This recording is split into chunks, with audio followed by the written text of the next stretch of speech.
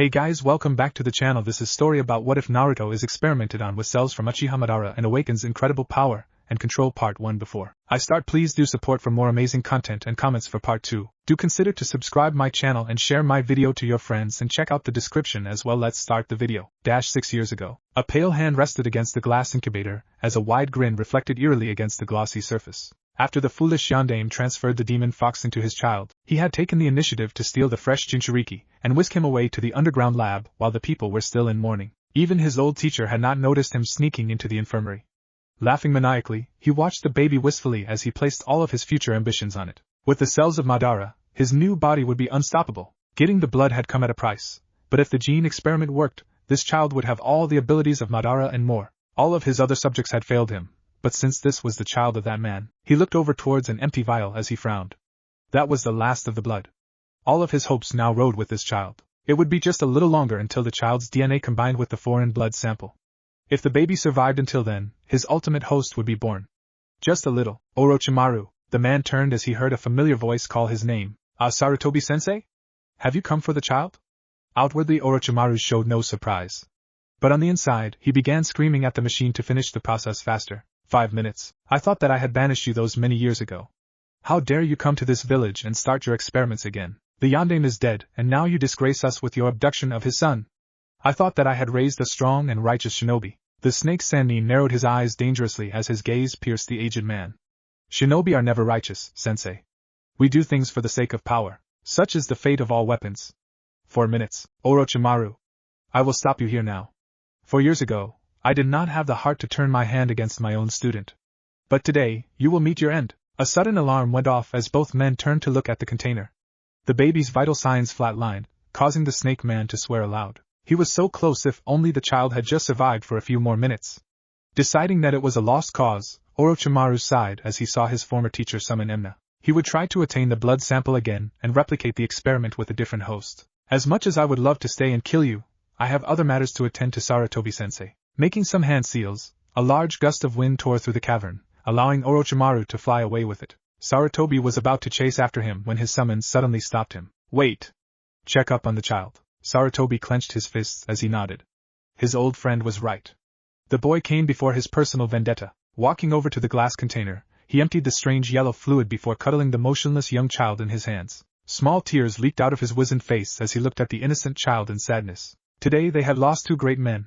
One had given his life for the village, and the other had died before being given a chance. Emna, the wise monkey king, sighed as he bowed his head. However, a gurgle suddenly echoed in the dismal cavern, causing both of them to immediately look at the baby. The baby coughed out a couple milliliters of yellow water before crying. He was alive!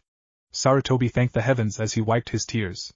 Nodding to Emna, he dismissed the monkey king and stepped out of the chilly cavern. Their great hero had fallen today, but an even greater one had stood up in his place. Uzumaki Naruto. I hope you will continue the legacy your father has made and make it even greater. I will be counting on you in the future. But as the wind settled and the soon-to-be reinstated third Hokage walked towards his office, the baby's eyes peeled open as a sudden pinwheel of black clashed against the crimson background. And then, before the old man could notice, it disappeared behind the great cerulean eyes of the child and hid, ready to emerge in the coming years. The molded flowers threatened to break apart under the harsh winds, and the clouds seemed angry with the world. As 5-year-old Uzumaki Naruto looked up at the sky, his 2 blue crystalline orbs felt water splash against their irises. Tears seemed to form, but his face remained impassive without the usual puffy visage that most people experience. Walking over to the sandbox, his small hands clutched the muddy dirt, and he played. It was here, during the cover of night and rain, that he could play in peace. It was here, with no one around him, that he could hide from the penetrating glares of those terrifying people. It was here that he felt human. It had been exactly 890 days since he had been kicked out of the orphanage. He knew because he counted the times the sun passed over him and rose again from the foliage of the Konoha forest. The majority of the days he hid from the sun and stayed in his 1-bedroom apartment. The Hokage made the occasionally visit, even bringing candy and other treats from time to time. But that was it. Everyone else feared and scorned him, thinking him to be a demon of sorts. Uzumaki Naruto was no fool, even at such a young age. He knew of the Kyuubi and how he hosted the great demon. His birthday was the celebration Kyuubi's defeat. The Hokage had praised him for his high cognitive ability. It wasn't hard to put 2 and 2 together. In the end, he discovered the truth behind the stairs long before he felt any presence of his tenant. But October 10th. It would be coming soon. He would have to make his annual trip to the forest and wait while the celebration occurred. His home was an especially popular sight during that day, with rocks thrown through his window from angry drunkards. The ANB usually took care of them, but they always returned every year to throw more rocks. But despite the treatment, he did not hate them. No, he did not hold any resentment. He had long since abandoned self-pity.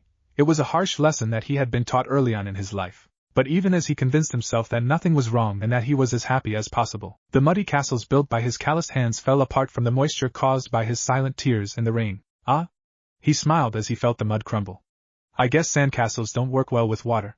He tried a half-hearted attempt to laugh but instead ended up coughing. But even as the sand fell apart, he continued to push together mounds and towers in hopes of replicating the exciting experience he had seen those children have just 6 hours ago. But as he continued to work, he missed the looming presence that stalked towards him. What are you doing here? Naruto immediately turned around as his face paled. His hands were covered in mud, as if they were blood from a horrific crime scene. He quickly tried to wipe them on his shirt. The man stepped closer and knelt down. One look at the collapsed sand castle told him everything. With a smile, he used the bottom of his shirt to help the child wipe his hands. Naruto's eyes widened as his body froze. What was this man doing? Why was he helping him? Finishing the deed, the stranger then stood up as he let the rain clean his now dirty hands. Well now. We can't have a child standing all alone in the rain, can we? Naruto looked up at the man as he tried to pull his mask up.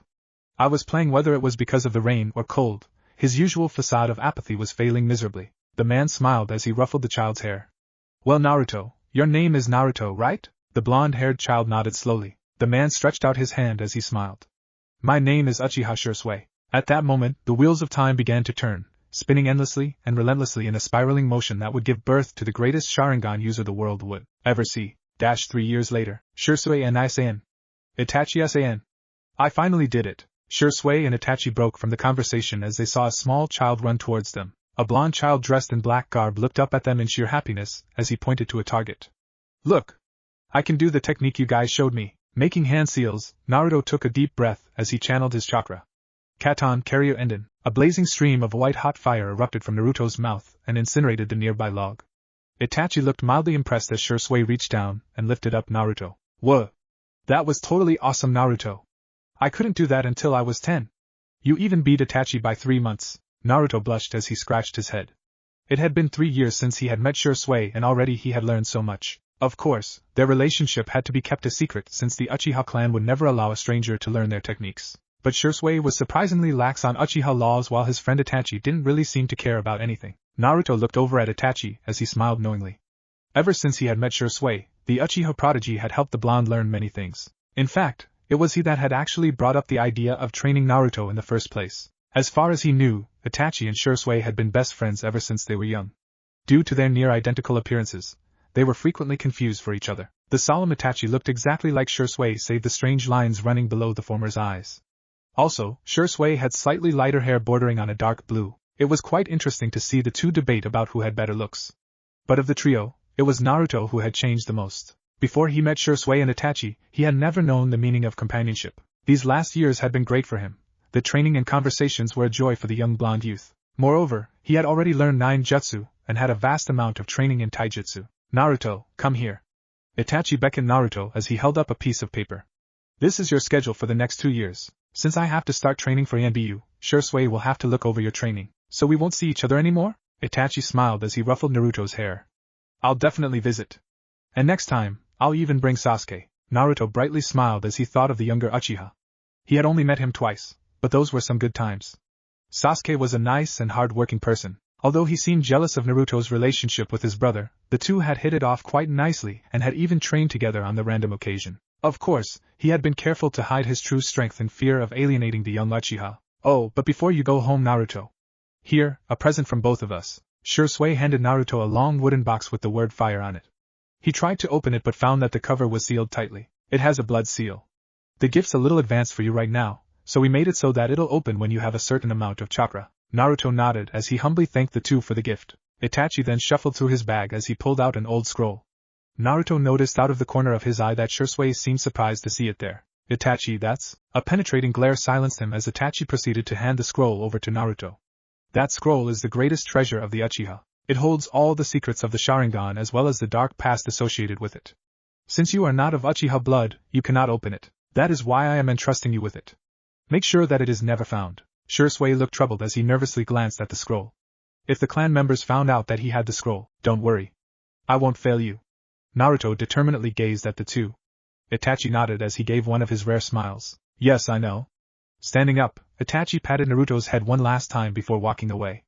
Shursui, we need to attend the clan meeting, Shursui grumbled as he stood up slowly. Geez, those old farts just have to call these random meetings during our vacation. Sorry Naruto, we'll have to play later today. Why don't you go training for now? His face adopted a more serious pose though as he went up to Naruto and whispered in his ear. That scroll is more dangerous than it seems. I think I know why he gave it to you, but regardless of anything that might happen, know that it will bring trouble. Make sure no one knows about it, and if you have to burn it. There are things in there that need to stay hidden. This is a big burden, but I trust you. Smiling once again, he waved goodbye as he ran to catch up with Itachi. Naruto nodded to himself as he put the box and scroll down on Shursui's porch.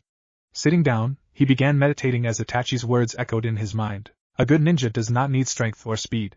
He only needs precision and accuracy. Knowing thousands of techniques will not help you. Knowing 5 incredibly well will save you.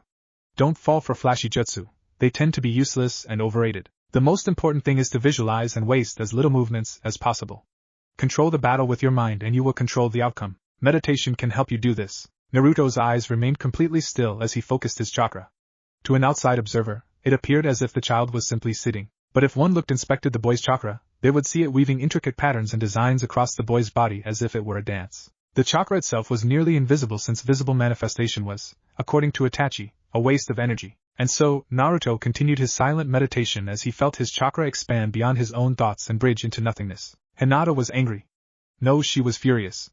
Just because she had learned Juken at the age of 5 did not mean that her younger sister had to start training at the age of 4. At this rate, her father would end up breaking her little sister before she even got the chance to speak properly. Ever since her mother's death, her father had been unusually strict in his training regimes, demanding that the Hyuga heiress learn as much about the clan's techniques as possible.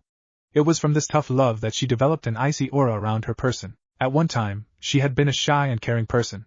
Her father had changed that. Now she was known as the Ice Princess of Konoha, a ridiculous title if she had anything to say about it.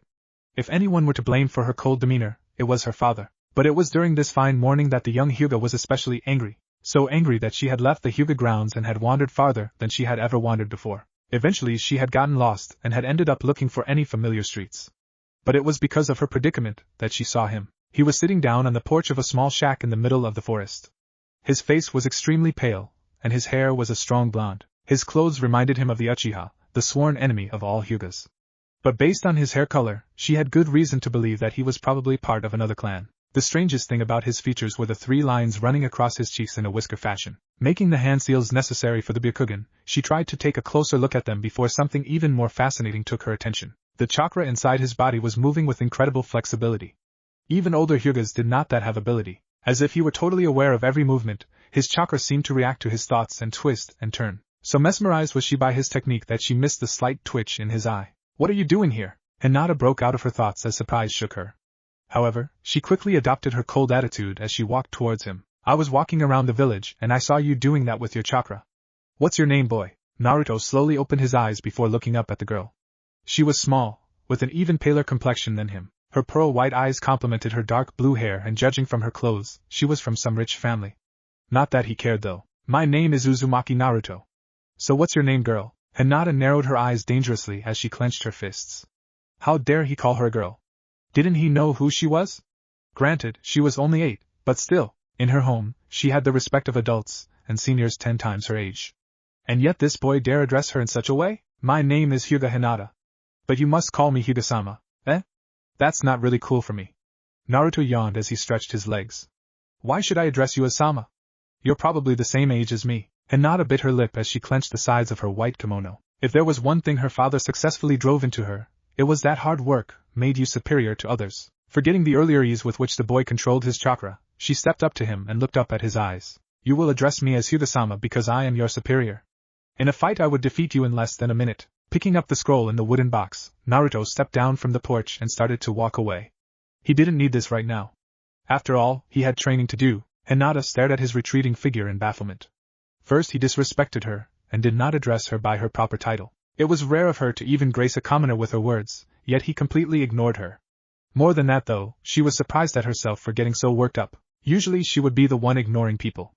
But for some reason, he just caused her to feel unsettled. Deciding that this was an opportune time to vent some anger from her earlier experience with her father, she called out to him. Hey boy! Naruto stopped mid-step. I challenge you to a duel. As a ninja you'll accept, right? Naruto thought for a second as he contemplated his choices.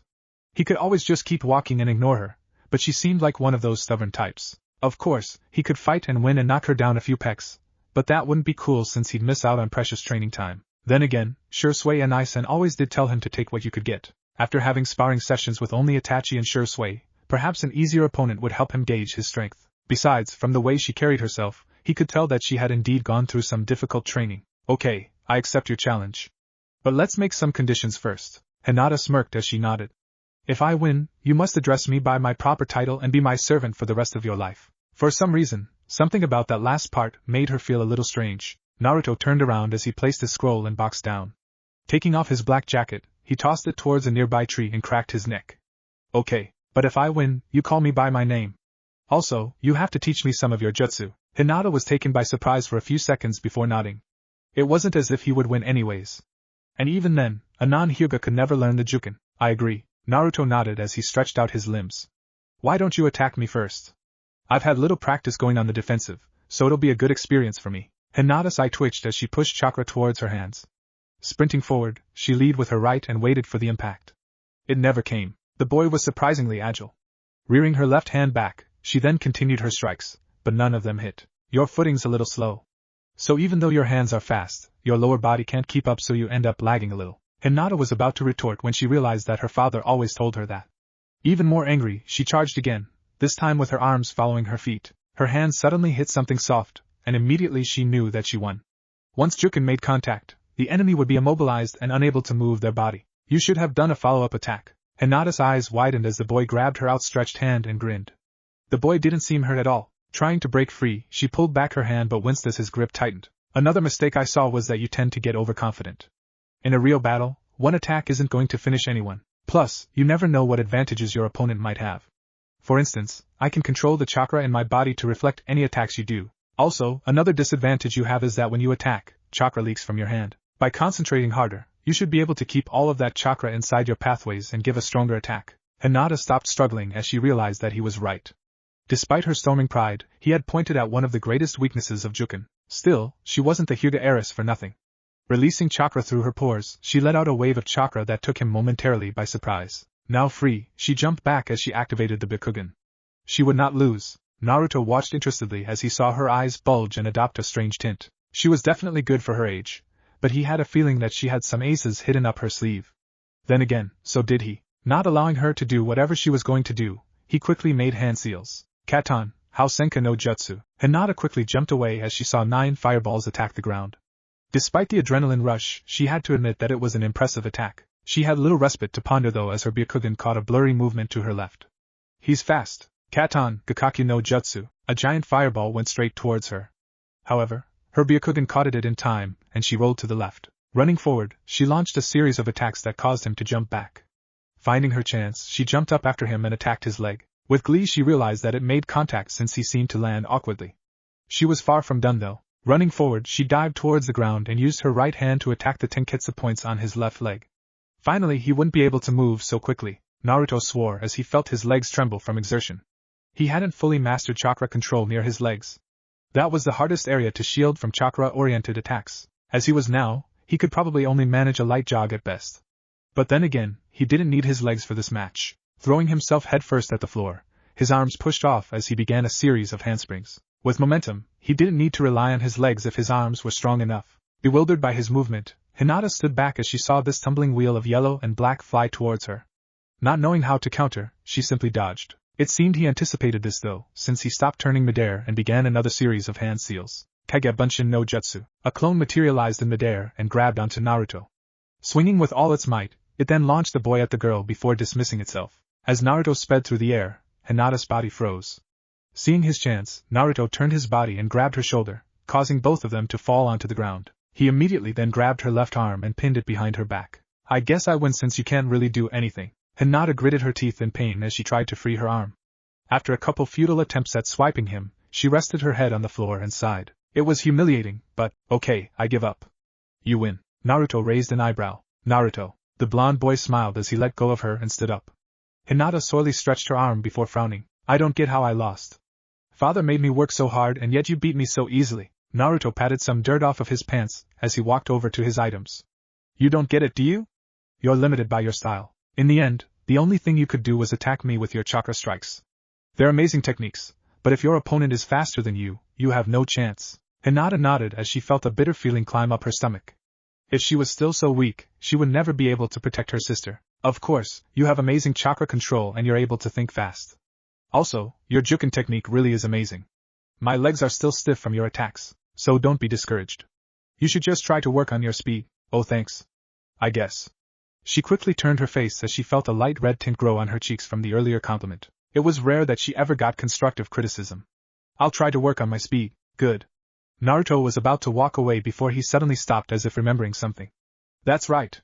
The conditions for my winning was that you teach me some techniques. Hinata paused as she thought carefully. But I don't know any techniques besides the Byakugan and Juken. Naruto thought for a second before smiling. Then you can teach me Juken. Hinata scoffed as she thought of the idea. There's no way someone without the Byakugan can learn Juken. We won't know unless we try, right? How about meeting here next Friday? Hinata hesitated as she thought of her training. I guess I could spare one day. Great. I guess I'll see you next week. By then, Hinata raised her hand slowly as she waved. It had been an interesting morning for sure, despite the ordeal she had gone through with her father, but perhaps it turned out to be a blessing. Looking around, she saw the black jacket the boy had thrown earlier dangling off a tree. Shaking her head, she took it and decided to give it to him the next time they met. Oh shoot. I'm still lost. I should have asked for directions. Hinata walked towards the complex as she kept a sigh of relief buried inside her throat.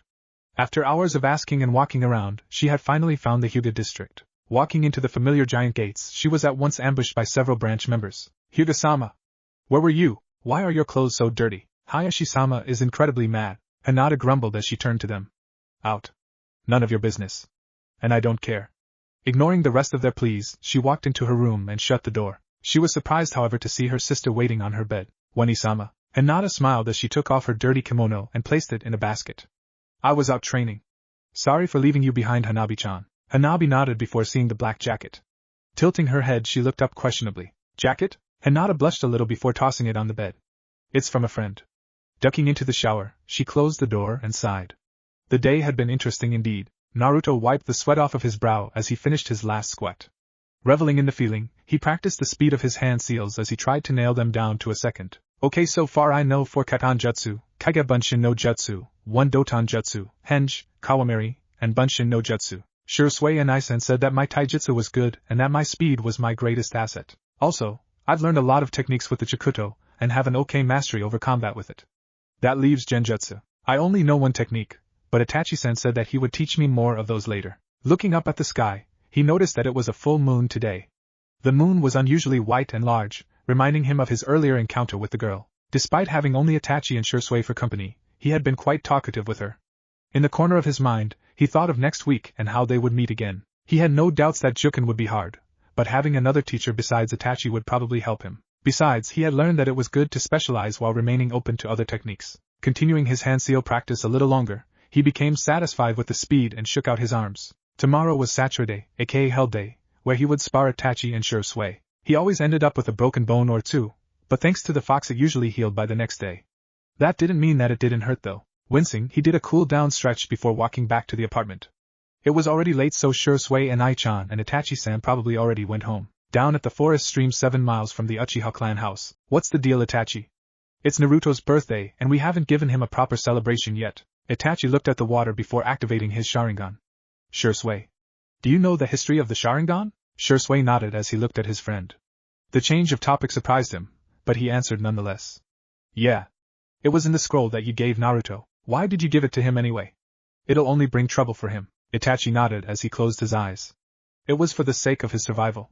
There is no one more suited to carry that scroll than that child.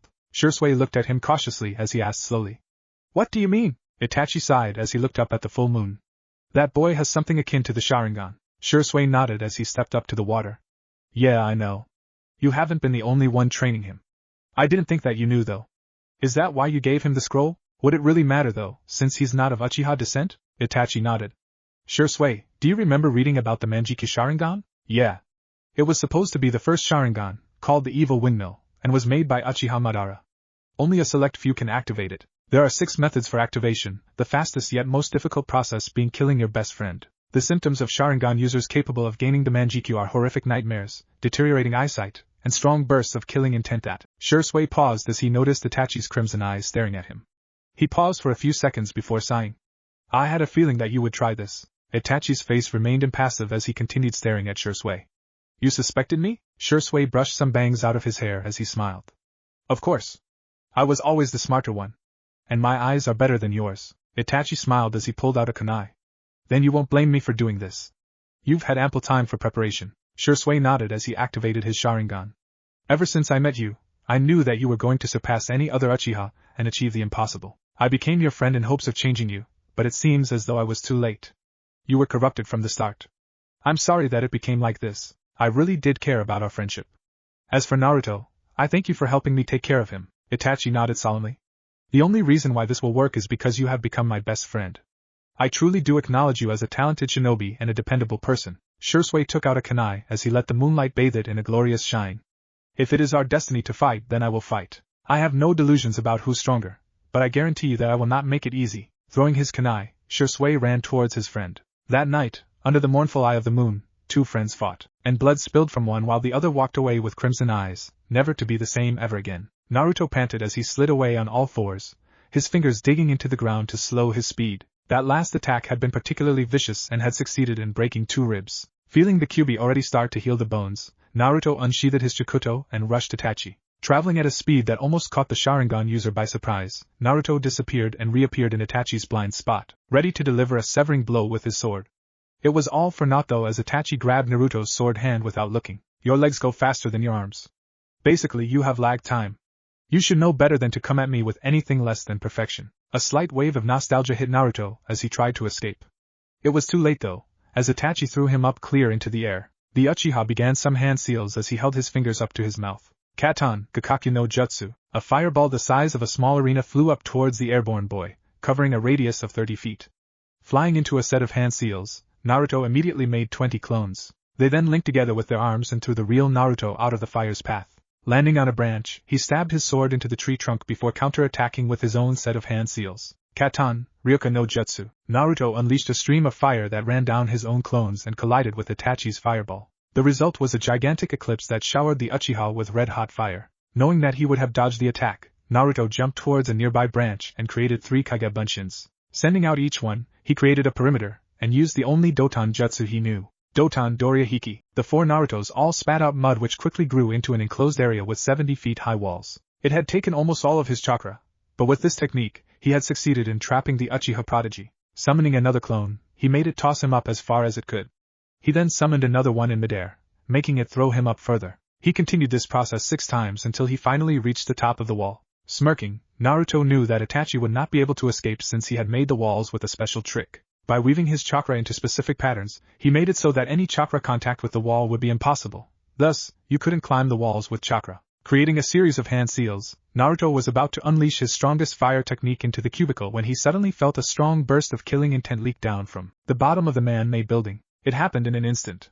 The walls suddenly shattered into a million pieces as an enormous black flame erupted from the center. Naruto could only stare at the scene in shock as he saw his near-impenetrable wall topple into nothing. It simply became mounds of dirt and sand, unable to stand up with only his chakra for support. Looking down in slow motion, a sudden shadow flew up towards him as felt pain. Looking down, his eyes widened as he felt Itachi twist the kunai inside of stomach before letting him fall. However, Naruto suddenly felt his descent being slowed with the wind. Looking up, he saw Itachi floating down in a similar fashion. Shuddering, he knew that if Itachi had not used the Futon Jutsu at that moment, even Kyuubi's chakra would not have been able to save him from the fall. Despite the wound in his stomach, Naruto slowly stood up as he felt his feet land on the ground. Walking over to Itachi, he groaned as he pulled off his shirt. Itachi-san? You're so strict today. You never stabbed me before. Itachi closed his eyes as his lips tremored a little. Breathing slowly, the man then opened his eyes as a steely gaze came across his features. You did well today, Naruto. I'm sorry for going too far, but it was for your own good. Naruto spat out some blood as he sat down on the floor.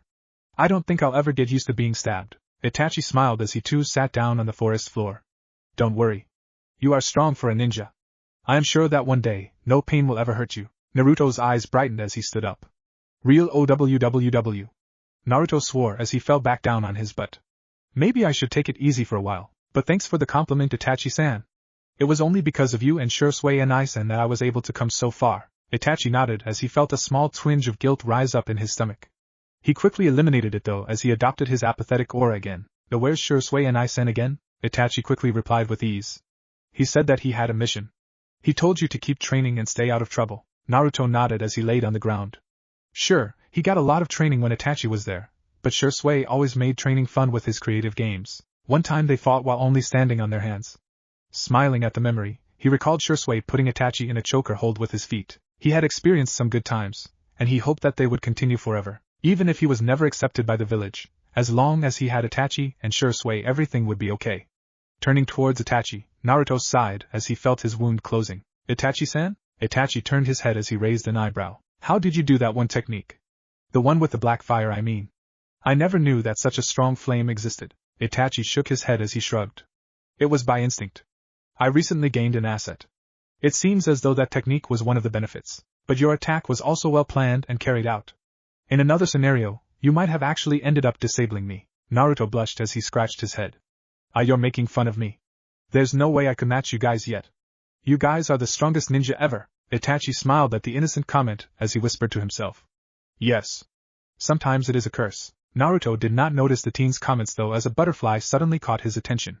Forgetting about his wound, Naruto jumped up and ran towards it while laughing. Itachi merely shook his head as he sighed. Despite his strength, Naruto was still a child. It would take more to make him into the shinobi that he wished to face. A dark thought suddenly penetrated his mind as he unconsciously activated his Sharingan. It would take something horrific. Itachi suddenly shook his head as he rubbed his temples. There was a line that he would draw. He would never intentionally hurt the child, but you already did. You did not hesitate to stab him before. He has the Kyuubi. Itachi rationalized. I only did it because it wouldn't harm him. The sinister voice in his mind laughed as it replied. Did you really think that at the time? I know you wanted blood. I felt your mind craving it. You wanted to kill him. No, you already killed your best friend. Why is this boy any different? Itachi blinked as he felt his head spin in circles. What was happening to him? Deciding that he was probably hallucinating due to fatigue, Itachi stood up as he called Naruto. Naruto, come here. The blonde jumped up as he ran towards Itachi. It seems that the day's activity has proved stressful for me. I will go home and rest now. I want you to continue training until sunset. Naruto nodded as he strapped on some weights and retrieved his sword from the tree. Sure. I was planning to train with my sword some more. I want to be faster than Shursui and Isen. Itachi nodded as he turned to walk away. With a light jolt he remembered that his younger brother had gone to the academy orientation today. He would start school in a week or so. Tonight is the night. He said that you had to carry out the plans this evening. With this, you will complete me and we will become the greatest Uchiha. Itachi felt his head split as he continued to walk towards his house. Naruto cut through the last leaf as he quickly sheathed the sword. Jumping back, he admired his handiwork before collapsing to the ground from exhaustion. Shursui had once said that he had cut 200 leaves while they were still falling from the trees. Each slice had to be perfectly in the center with the two halves exactly symmetrical. Naruto noted with a frown that he could only manage 60, if not 80 on his good days. The exercise required extreme speed and sword control. Moreover, it trained your eyes to be able to see every little random movement of the leaves. His brother was a genius in that aspect. While Itachi had an incredible capacity for learning jutsu and refining his technique, Shursui stuck with the elementary basics and focused on honing his greatest asset, speed. Supposedly, Shursui was even faster than the enigmatic green beast of Konoha. The so-called beast was a mystery to Naruto because both Shursui and Itachi had refused to allow Naruto to meet him. Rain began to fall as the sky became menacingly dark. A storm had been coming for a long time. Looking back at the fallen leaves, Naruto sighed before picking himself up. It was time to go home. Hinata sat up from her bed as she rubbed her sore arms. Her father had disciplined her severely for walking out of the complex yesterday. It was worse that Hanabi had to see too. The young girl had immediately started crying when her father began attacking her with the bakuto. Clenching her fists, she turned over and stretched her arms. Eventually the pain subsided as she moved her chakra through her system. As she felt a wave of refreshment, her mind began to turn to other things. Despite her earlier experience, she was actually quite excited to meet the boy. What's his name? Naruto again. He had demonstrated excellent analytical ability, and had helped her progress far in such a short time. Her father had been surprised by their last training session. Besides that, he had been kinda cute. Knock knock. Hinata broke her thoughts as she heard her door open. Dressed in her sleepwear, Hanabi walked into the room and looked at Hinata. Sighing, the Hyuga heiress lifted her blanket. You can sleep with me tonight if you're scared of the storm. Hanabi smiled as she dove into her sister's bed and snuggled against her. Hinata couldn't help but smile as she remembered how her mother used to do this with her. Looking down, Hinata noticed that the young Hyuga had already fallen asleep. Shaking her head, she too rested her head as her thoughts of the blonde broke from her consciousness, and sleep overtook her. Itachi smiled as his Manjikyu Sharingan began to spin at a frightening velocity. Was it time already? Was he calling him to do it now? Closing his eyes, Itachi released the final stage of the Sharingan and donned his ANBU clothes. He had been told to take care of all the civilians and his parents. Plus, he needed to sow his seed, but was he strong enough to be able to take care of the entire police force in just a couple of hours? Itachi shook his head as he felt the chakra from his eyes leak into his brain. He is immortal, he is almighty. You must obey him for power. Itachi closed his eyes as he clenched his fists. That's right. I need to trust him. He, who made me who I am. He, who showed me my destiny. I'll do the deed, Madara-sensei. Naruto walked through village as he rested his hands upon his head. Pulling down a couple strands of hair, he stared at the blonde color before frowning. He had always wanted dark-colored hair like the Uchihas since his bright hair would attract too much attention on the field. Closing his hands, Naruto smiled as he looked up at the moon. Rain sprinkled into his eyes as he felt his body feel warm despite the cold water. This power that he had received from his two trusted friends, he would use it to protect them. Deciding to see if Shisui had come yet, Naruto swiftly ran towards the Uchiha district. Using the henge technique mid-sprint, he transformed into Sasuke. The boy had said that it would be okay to impersonate him once in a while if he wanted to come play. Grinning, Naruto pumped some chakra into his legs as he quickly disappeared from normal sight and used Shunshin. Sasuke breathed heavily as he threw his shuriken at the target. He was supposed to have gone home 2 hours ago, but for some reason, he just felt like he had to learn the shuriken technique his brother had showed him. Pushing down the childish want to go home to his mother, he threw another set of shuriken. He would show his brother that he could take the title of Uchiha and make their father proud. Jumping, he let kunai fly as 6 of them hit their target. The other 2 flew off into the distance though, causing him to swear and run after them. Just you wait, Itachi and I-san. I'll show you what I practiced today. Wait. Please. Stop. Itachi watched with an uneasy feeling as he saw a sword fly through his aunt's neck. Looking down, he realized that it was his arm. Biting his lips, he jumped to the next person as he split their spine neatly in 2. Blood showered over his figure as he looked around him. In just 2 hours, he had taken out nearly all of the civilians. Of course, it was no spectacular feat for a ninja like himself, but for some reason, he felt his arm getting heavier after each stroke. Was it guilt? A voice in the back of his mind laughed as it urged him forward. He needed to do this, to get rid of the disease just like his sensei said. Only then would he gain the ultimate power. Another scream pervaded the area as he raised an eyebrow. Was there still someone left? Turning into the nearby house, he stepped through the living room and saw a young girl shaking her mother's corpse. Ka-san. K-san. Why aren't you moving? Why don't your eyes open? Ka-san. Itachi watched with an immovable expression as he stepped forward. The young girl finally took notice of him and yelled in hysteria. Please! My mom isn't waking up. Can you help? Her voice was silenced as another shower fell. Clenching his sword arm, Itachi walked out of the house, his Manjikyu Sharingan spinning fiercely. Looking up at a nearby pole, he jumped up to it and looked over the Uchiha village. This magnificent village was nothing but decayed power now. The true might of the Uchiha had faded with Madara's disappearance. But he would bring back that power. A familiar sensation hit Itachi though as his eyes suddenly honed in on someone. It was his brother No, that chakra belonged to. Widening his eyes, Itachi's heart began racing as he realized that Naruto was about to see the carnage that he had committed. He was about to jump down to stop him in reflex when that strange voice suddenly emerged from his head again. What are you doing? Why do you care about such a boy? He is simply a tool, nothing more. Itachi clenched his fists as he relaxed his shoulders. He had other things to do right now. He needed to set up the trap for his future light. Naruto looked up at the moon as he felt a shadow pass over him. It didn't make sense that the entire town was this quiet. Even more, he could have sworn that there was someone standing on that pole a few seconds earlier. Rubbing his eyes, Naruto continued down the road and turned. Stopping, his eyes widened as he saw red.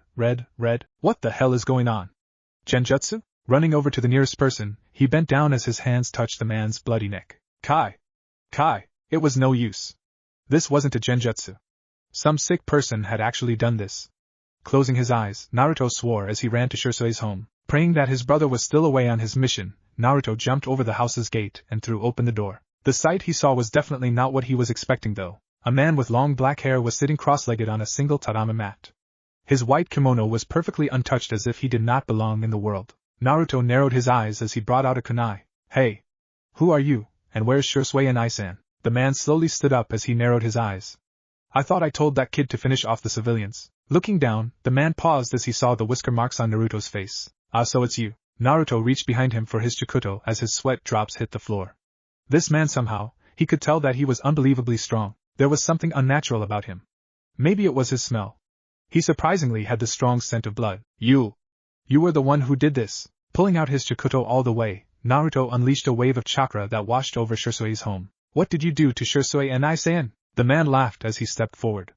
Do you want to see, young one, just what happened to your friend? Naruto remained silent as he watched the man's movements. Well then, let me show you.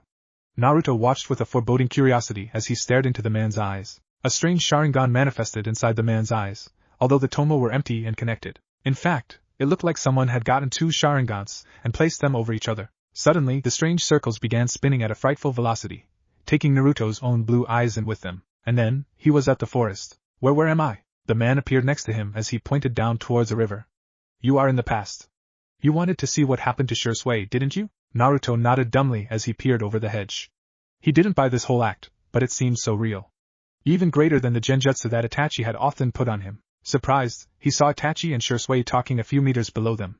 Something about the Sharingan or Manjikyu. Stepping forward, he caught their words as a strange feeling of anxiety began to build up in his gut. I had a feeling that you would try this. Try what? Naruto looked between the two. You suspected me? Of course. I was always the smarter one. And my eyes are better than yours. Naruto listened on with a morbid feeling creeping up his spine. Shirsui only made jokes when things got really bad. Itachi smiled as he pulled out a kunai. Then you won't blame me for doing this. You've had ample time for preparation. Shirsui nodded as he activated his Sharingan. Ever since I met you, I knew that you were going to surpass any other Uchiha and achieve the impossible. I became your friend in hopes of changing you, but it seems as though I was too late. You were corrupted from the start. I'm sorry that it became like this. I really did care about our friendship. As for Naruto, I thank you for helping me take care of him. Itachi nodded solemnly. The only reason why this will work is because you have become my best friend. I truly do acknowledge you as a talented shinobi and a dependable person. Shirsui took out a kunai as he let the moonlight bathe it in a glorious shine. If it is our destiny to fight, then I will fight. I have no delusions about who's stronger, but I guarantee you that I will not make it easy. Naruto shook his head as he sprinted towards them. Wait. Shirsui and Isen. Itachi Isen. Please don't fight. Naruto realized with horror though as a kunai passed straight through him as if he were a translucent being. Looking back, he saw Itachi aim his hand palm down towards the ground. Shirsui, this is the gift I earned for entering the ANBU. I was able to see the famous copy Nin Kakashi's original technique, Raikiri. A giant blazing blue flashed around Itachi as a loud screeching noise resounded through the area. In an instant, Itachi flew towards Shirsui, and everything turned black. Naruto rubbed his eyes as he looked around. What had happened to Shirsui? What did Itachi do?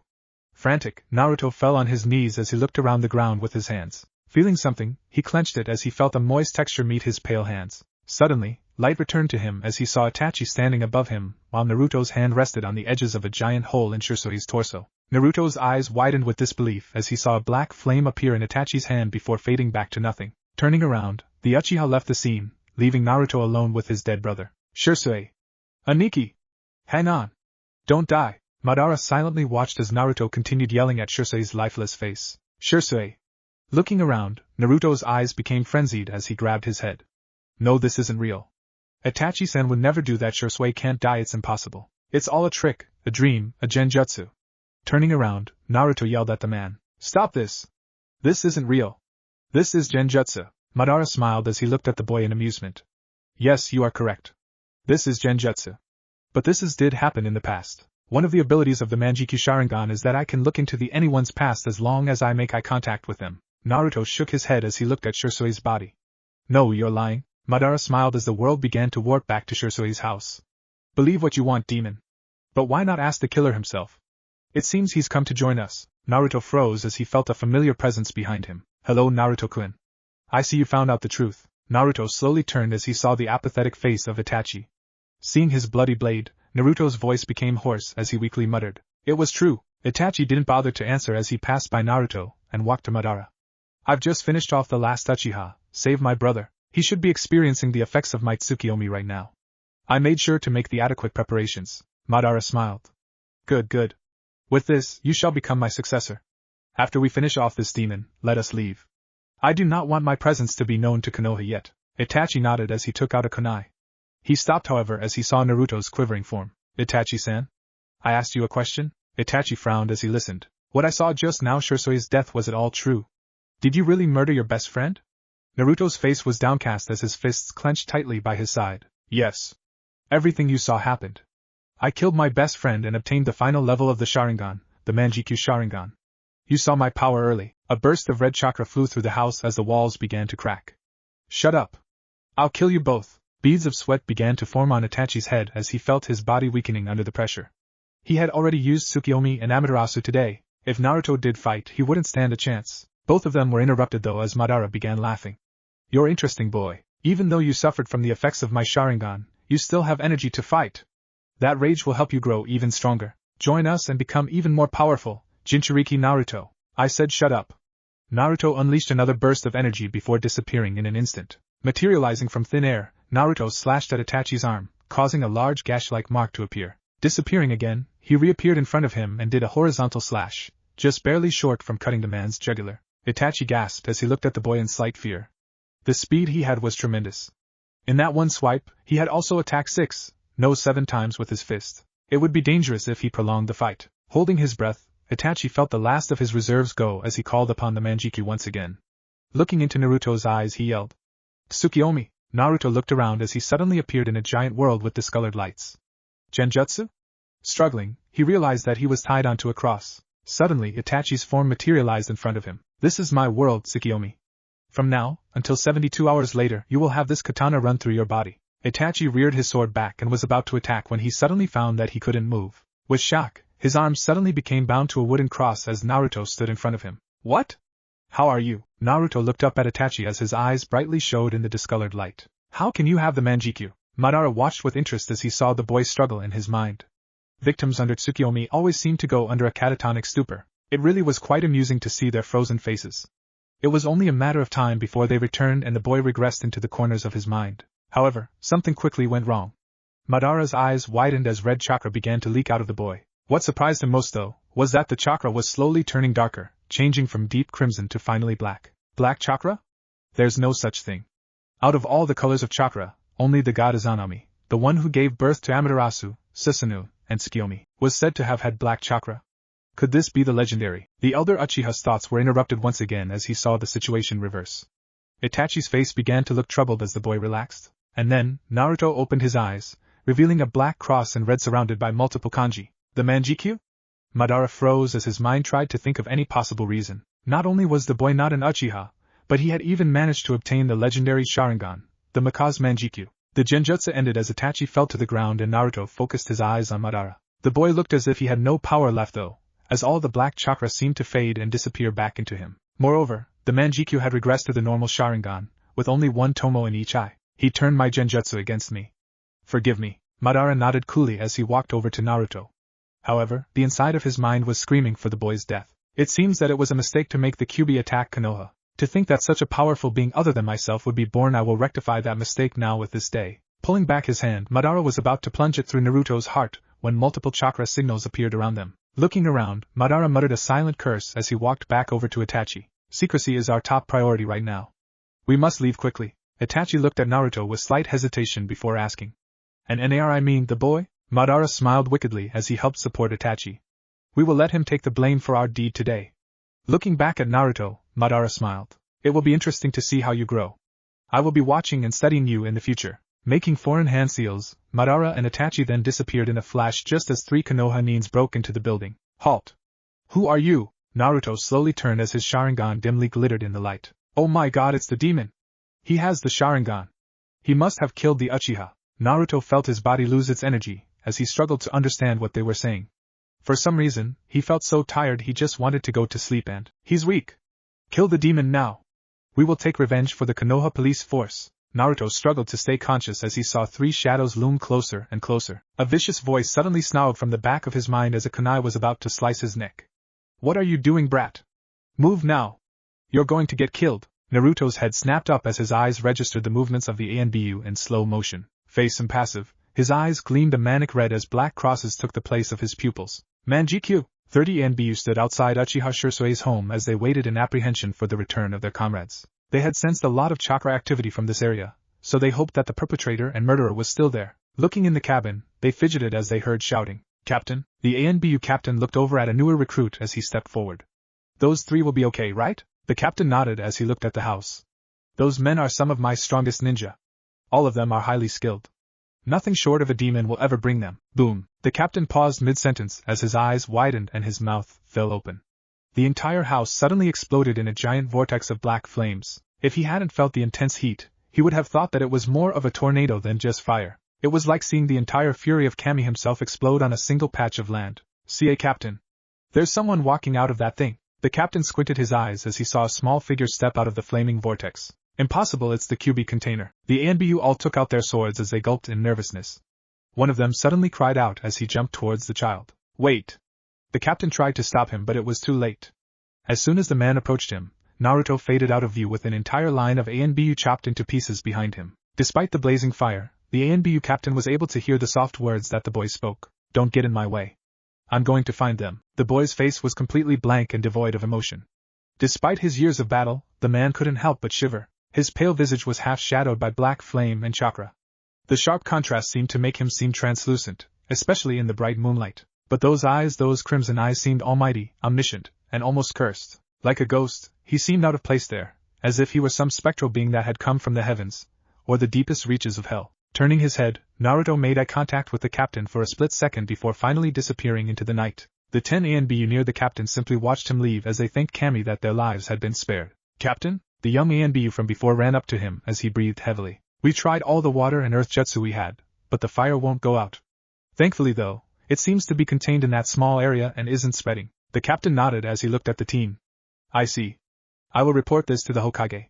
The ANBU saluted him as he disappeared towards the tower. The ANBU watched in fear as the eternal black flames of hatred seemed to favor the darkness. As if it were reaching towards the heavens, this will of fire appeared tainted, as if it were the essence of evil itself. The ANBU, though all seasoned warriors, could not help but fear this imposing flame as their own hearts cowered in the shadows of its sable figure. "What?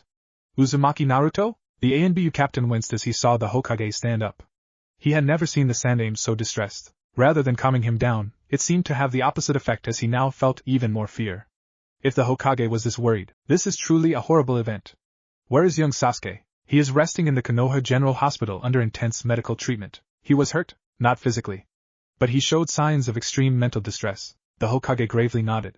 "And you're sure that no one else was there?" The captain hesitated for a second before shaking his head. "When we found Uchiha Sasuke in his home, he was laying on the ground while muttering his brother's name over and over again." "Itachi-kun was murdered also?" "No. I do not think so. We did not find his body. But more than that, Sasuke seemed to repeating his brother's name with fear and..." The Hokage raised an eyebrow as he waited for the captain to finish his sentence. "And hate, sir. I have reason to believe that Uchiha Itachi was the mastermind this evening." The Hokage felt a small glimmer of hope for the young Namikaze's heir as he looked to the captain. "What do you mean?" "This is just a theory, of course, but when we arrived at the Uchiha settlement, we sensed 3 powerful chakra signatures. However, when we arrived, only the boy's was left. Yes, the boy was a murderer as he slaughtered my men, but his eyes seemed to hold a bitter sadness. It wasn't something that you'd see in a mass murderer's face. I simply think that there's more to this than meets the eye." The Hokage gravely sighed as he rubbed his temples. "I would like to believe you, Tenzu, but I cannot do anything at this point. The fact remains that Uzumaki Naruto murdered 23 men and holds a dangerous ability. I will try to have Jiraiya work on the flame, but for now, I do not think that it will be an immediate threat to the village." "And the boy's status?" The Hokage pulled out a paper as he began writing. "Please put this in the bingo book. Thank you for your report, Tenzu. Get some well-deserved rest." Tenzu nodded as he took the paper. Standing up, he walked out of the office and left the Hokage to his grief. "Naruto, this is my fault." Weeping, the old man looked outside as the rain began to fall. "Your present, the eternal black flame, shall be my constant reminder. I wish you luck in the outside world, Namikaze Naruto." "Kakashi! Did you see this?" Kakashi looked up from his novel as he saw Asuma barge into his apartment. "Eh? What are you talking about?" "There's a new addition to the bingo book." Kakashi waved him away as he went back to his book. "Oh, is that all?" "There are additions being made every day. This one is only 8 years old." Kakashi put his book down as he walked over to Asuma. "Now that is interesting. Zabuza-sama. Please come here." Zabuza walked over to his young protege. "What are you looking at?" "It seems Konoha has sent Kiri information regarding a new SS class ninja in the bingo book." "SS class? You don't see that every day." Haku smiled as he looked at the picture. "Hey, he's even younger than me." Zabuza smirked as he read the boy's name. "Interesting bounty of 10 million yen." Kabuto walked over to his master's room as he entered the door quietly. Orochimaru was sitting down by his window looking out into the rain as he had a strange smile on his face. "Orochimaru-sama? Ah, Kabuto. It worked. Kabuto frowned as he readjusted his glasses.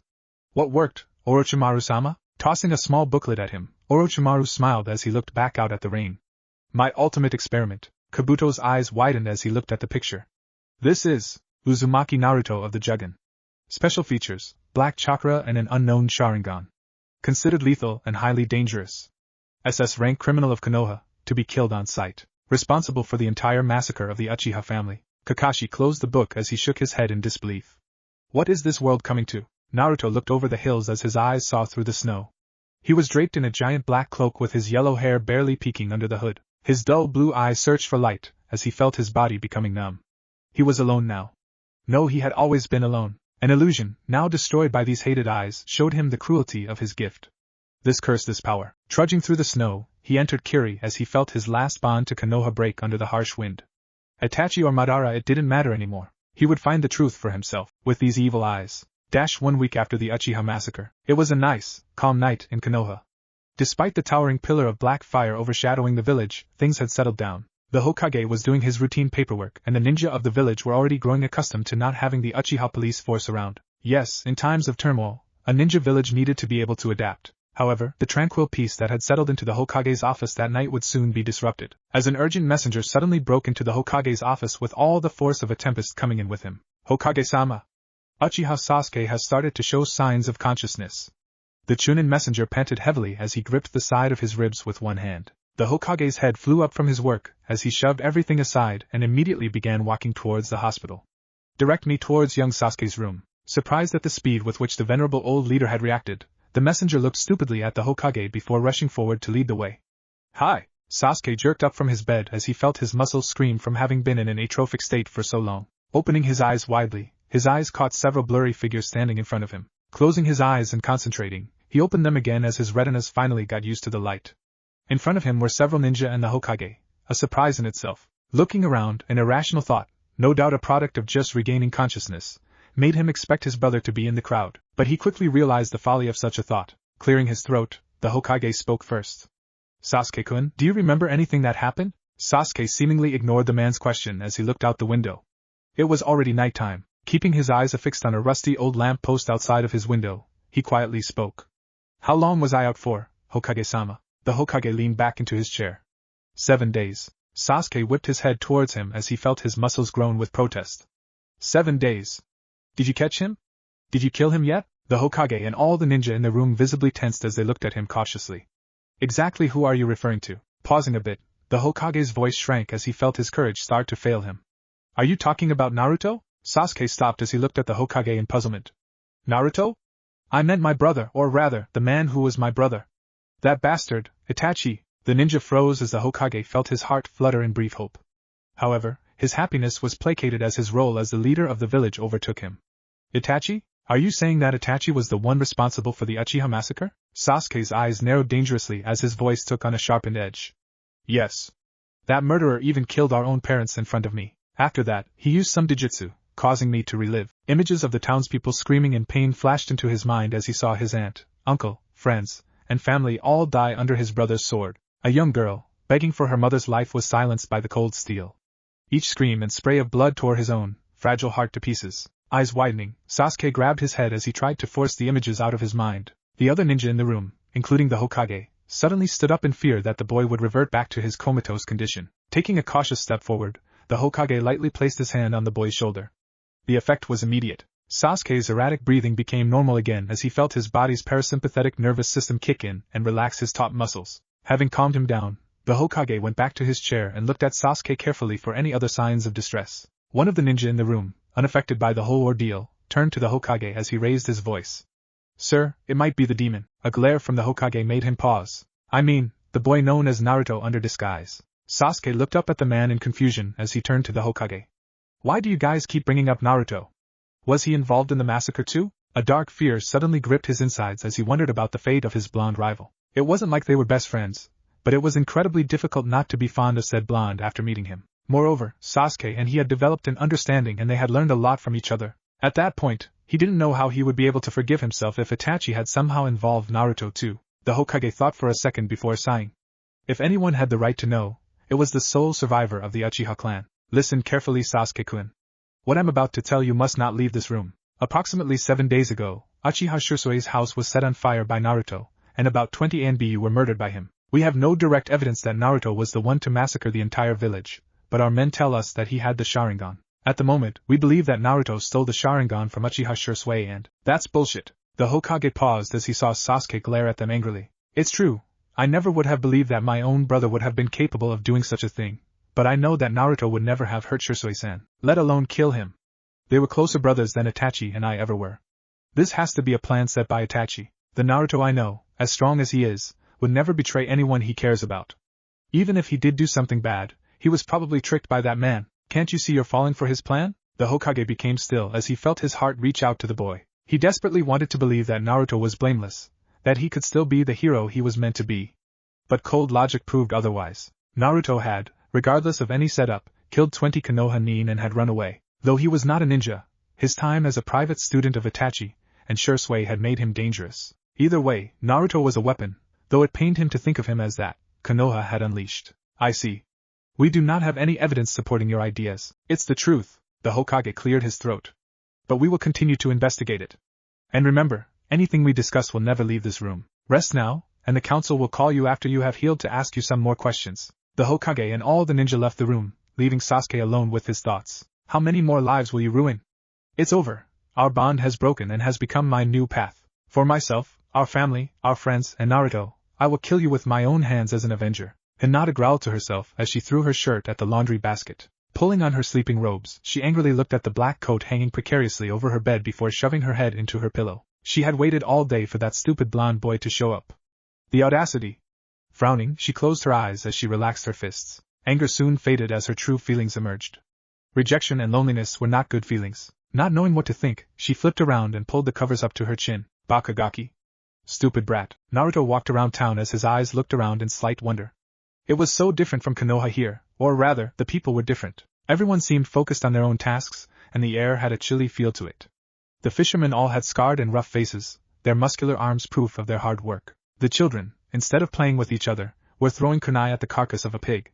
Everyone kept to themselves and showed total dedication to their work. Closing his eyes, he took in the salty atmosphere as he felt his body shiver from the new feeling. It was a strange sort of peace, the fact that no one was looking at him. No glares, no attention, no nothing. Here, he was just a passing existence that held no meaning. His peace was short-lived, however, as a few shouts suddenly came from his left. Twitching an eyebrow, he turned towards the commotion and activated his Sharingan.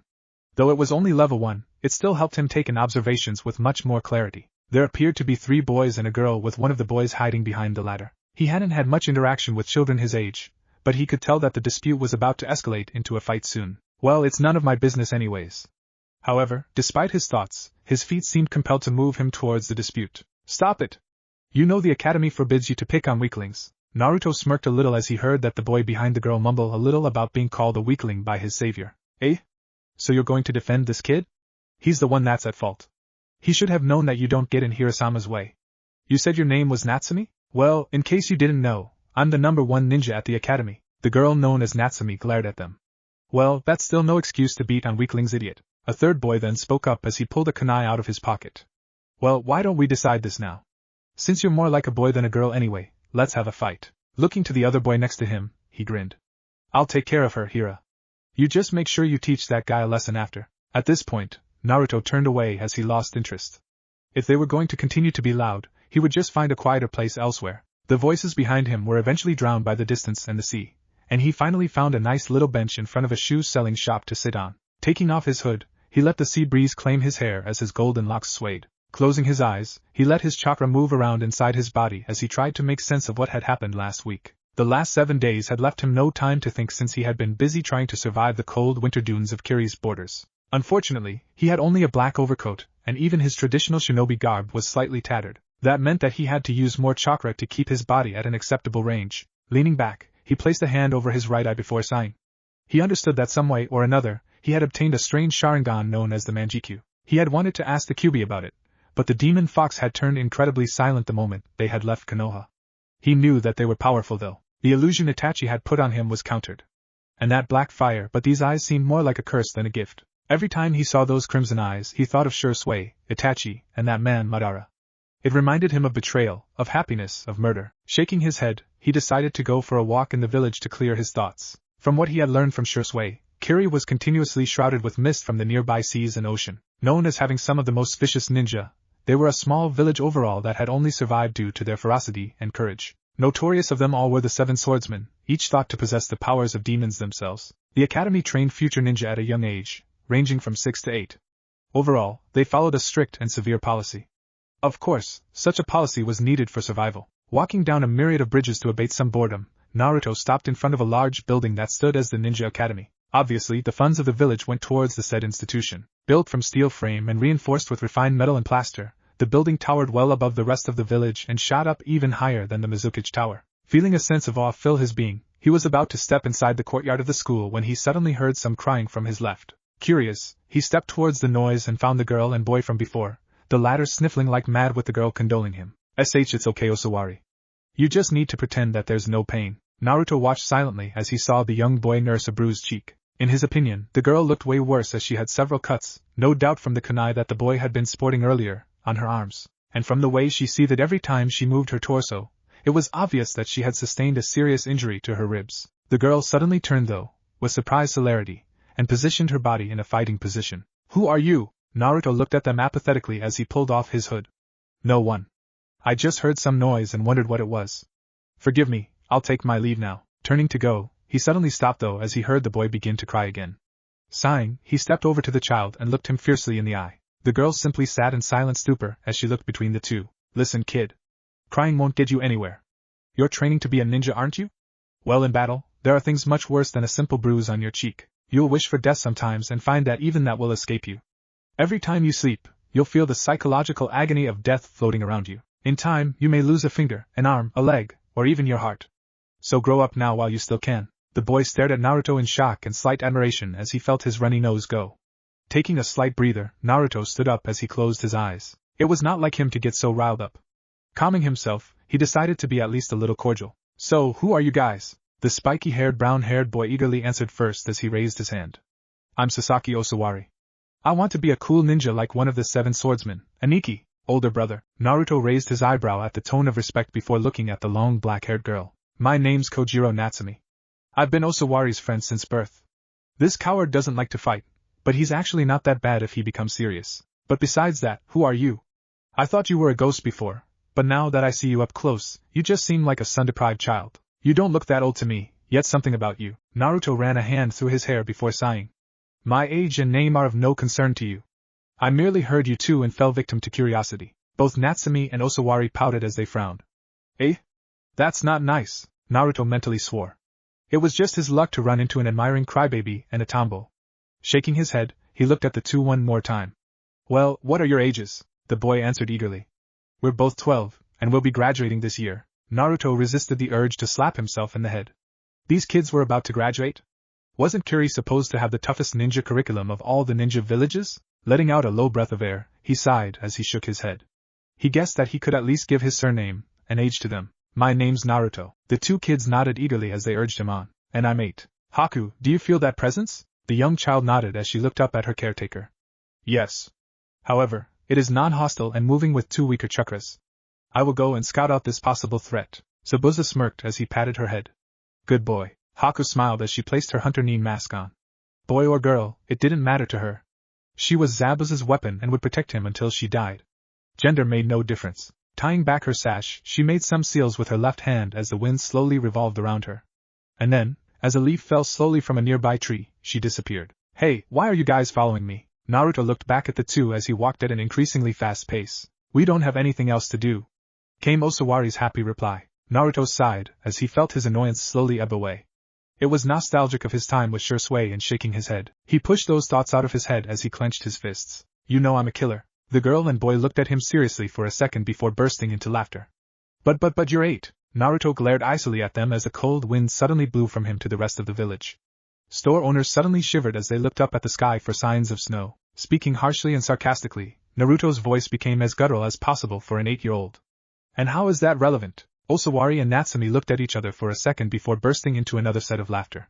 Apparently, icy demeanors had no effect on them. Ah, you're funny, Aniki. Naruto's eyebrow twitched with annoyance as he repeated the name.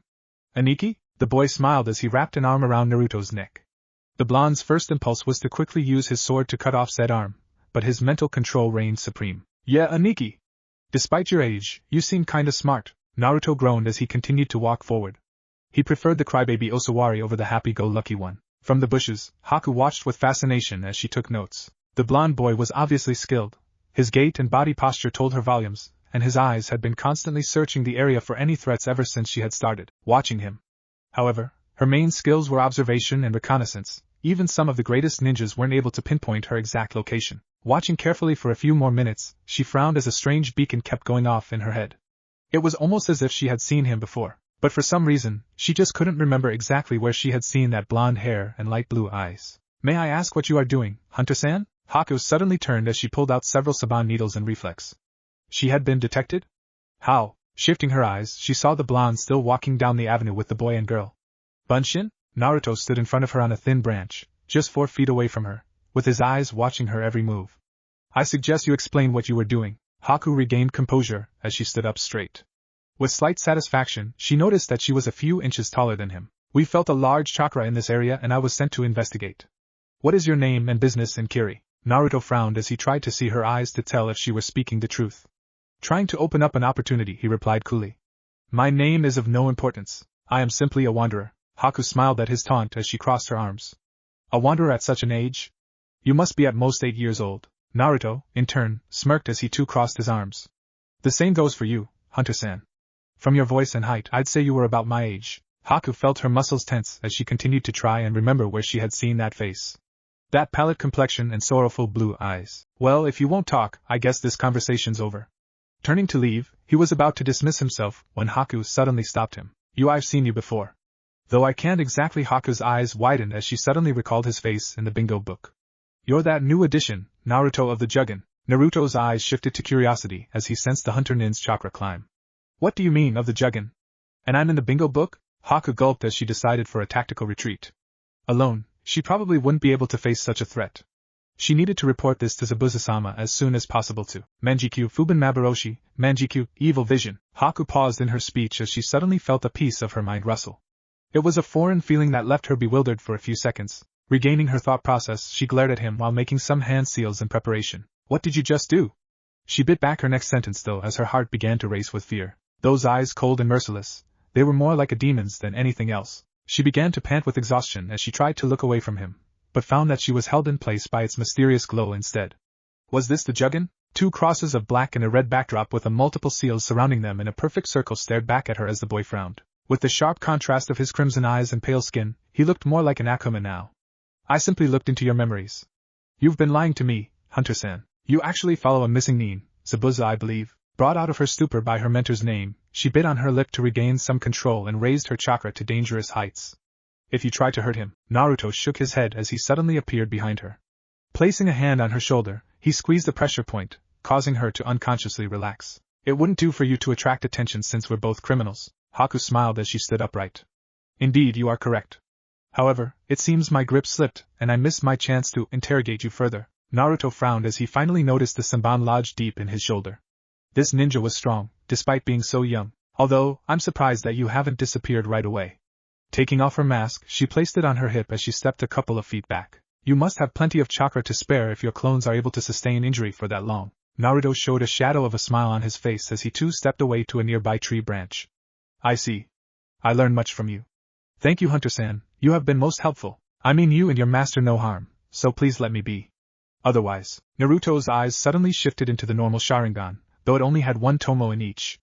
I'll have to take care of you. With that extra use of chakra, the clone finally dispersed in a plume of smoke, leaving Haku alone on the treetop. Taking a slight breather from the whole ordeal, she focused her chakra as she sped towards Zabuza. She needed to tell him of this immediately. Naruto frowned as all the information that the clone had learned came into his mind. So he was a SS-class criminal? It would be troublesome but, continuing to ignore Osawari and Natsume's continuous babble, he felt the lower ends of his mind smile sinisterly. Let them come. We will retreat for now. You are not as strong as I want you to be yet, and I don't want to risk losing my newest weapon. Haku bowed as Zabuza began walking away. We will leave Kiri once again and come after this Naruto figure once you become stronger than me. At that time, we will collect his bounty, and I will achieve my dream. Haku nodded as she picked up their items and ran after him. Taking a short look back, she smiled for a brief second before picking up the pace. Naruto looked up at the sky as he felt the moon and stars watch him with weary eyes. It seemed as though even the celestial beings feared him. Shifting his head to the side, he watched the ocean with a strange sense of peace. That annoying girl and annoying boy had finally gone home, leaving him to relax under the night sky on the docks. Raising his left hand up towards the moon, he frowned as he saw a long black tattoo running from the middle of his shoulder up to his right clavicle. That wasn't there before. Looking at it carefully, he noted with slight interest that it was shaped like a bird with a sword coming out of its mouth. Activating his Sharingan to try and detect any abnormalities, he noticed a strange aura surrounding it. Taking a deep breath, he stood up and sent an immense amount of chakra to his eyes, forming the Manjikyu. Analyzing the tattoo with his new eyes, the result was almost spontaneous. The black tattoo's aura suddenly flared to life as a black flame suddenly enveloped his entire figure. Screaming in pain, he felt his skin peel, repair itself, and peel again as the crosses in his eyes became circles due to their accelerated rotation. And then, the black fire suddenly disappeared from his body as he fell into unconsciousness, missing the two voices calling out to him from the background. Where am I? The last thing I remember was a black flame covering me and Naruto softly groaned as he tried to move his body up.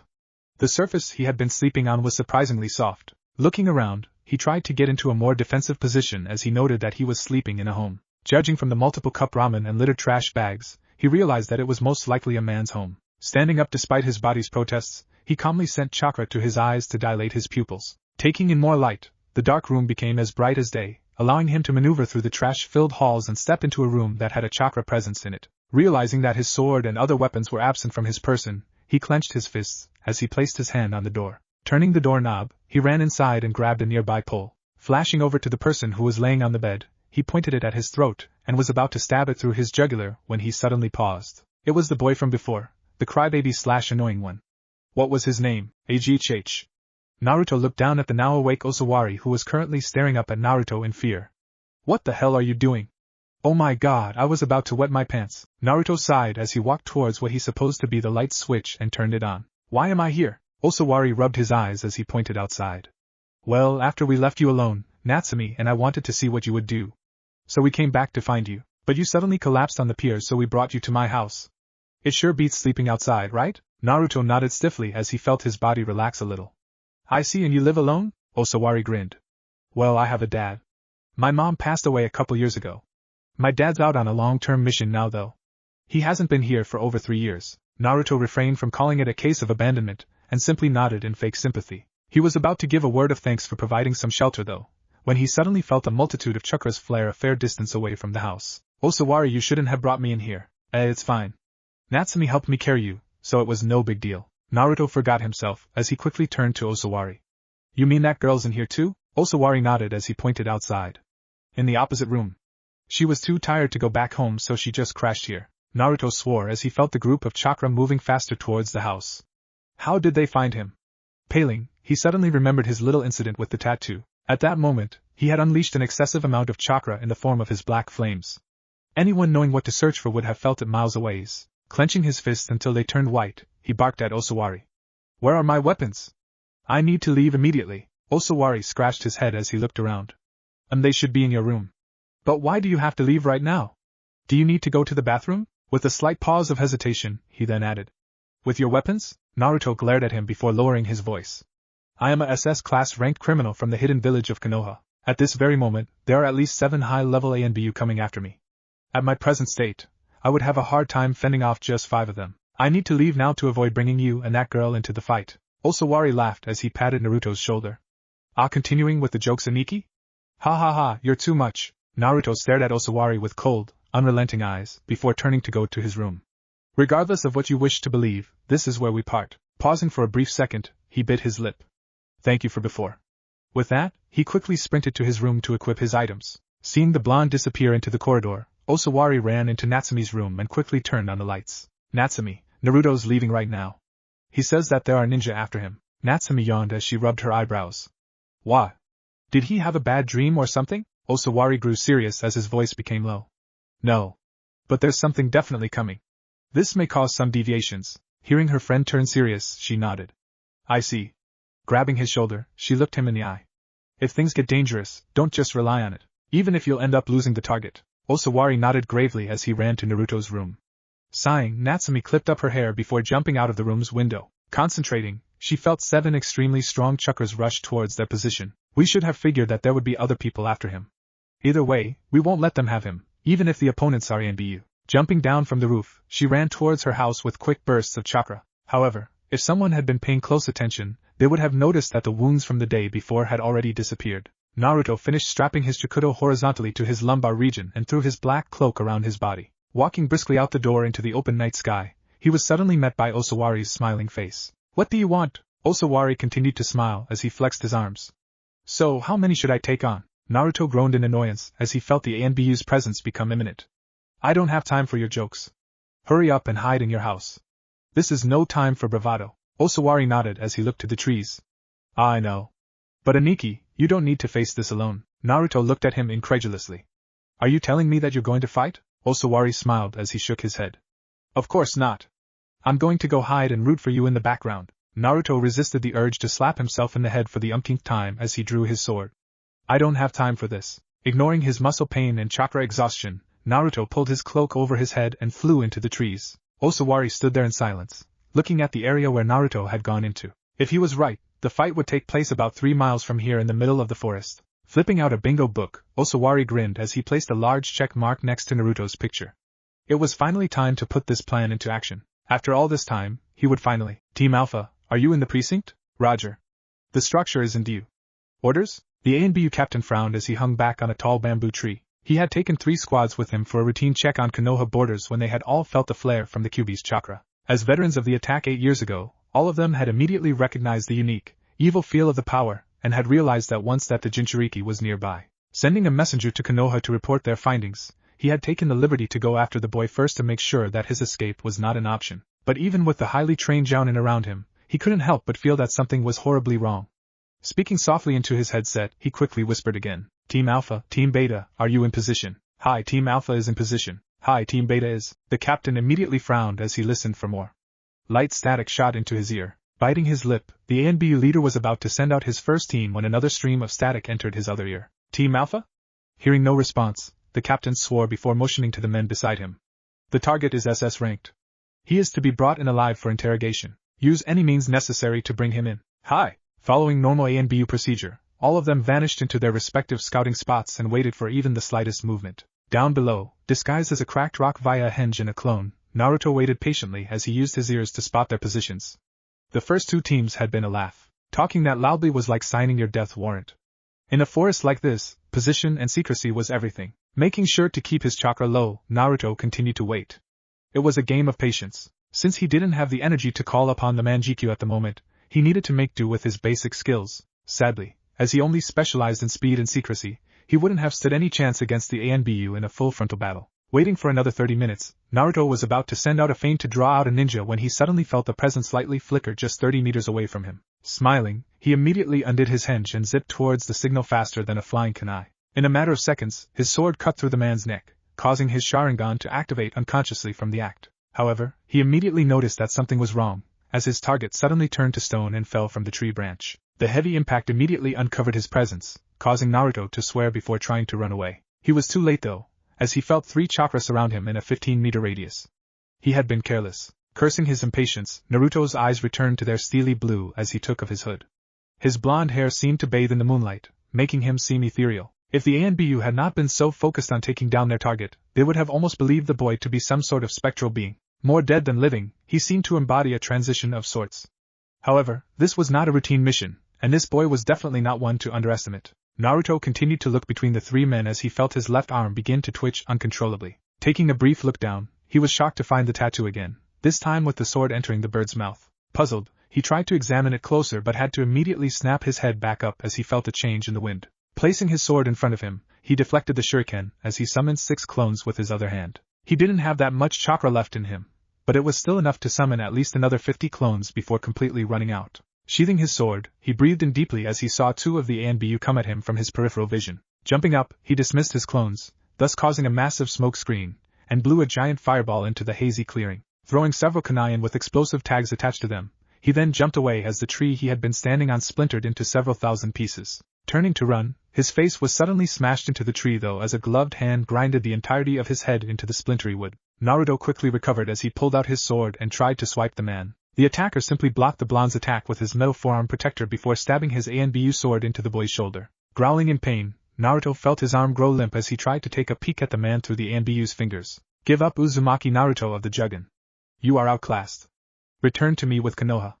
There you will await your trials until further notice. You will not kill another as long as I'm here. Naruto groaned as he moved his other arm to attack the man. With surprising speed, the man took Naruto's sword and slammed it into his other shoulder, effectively pinning the boy against the tree trunk. Stepping back, the Anbuyu's hand glowed with green chakra. Using his Sharingan, he recognized it as a medical technique in which it severed the target's nerves.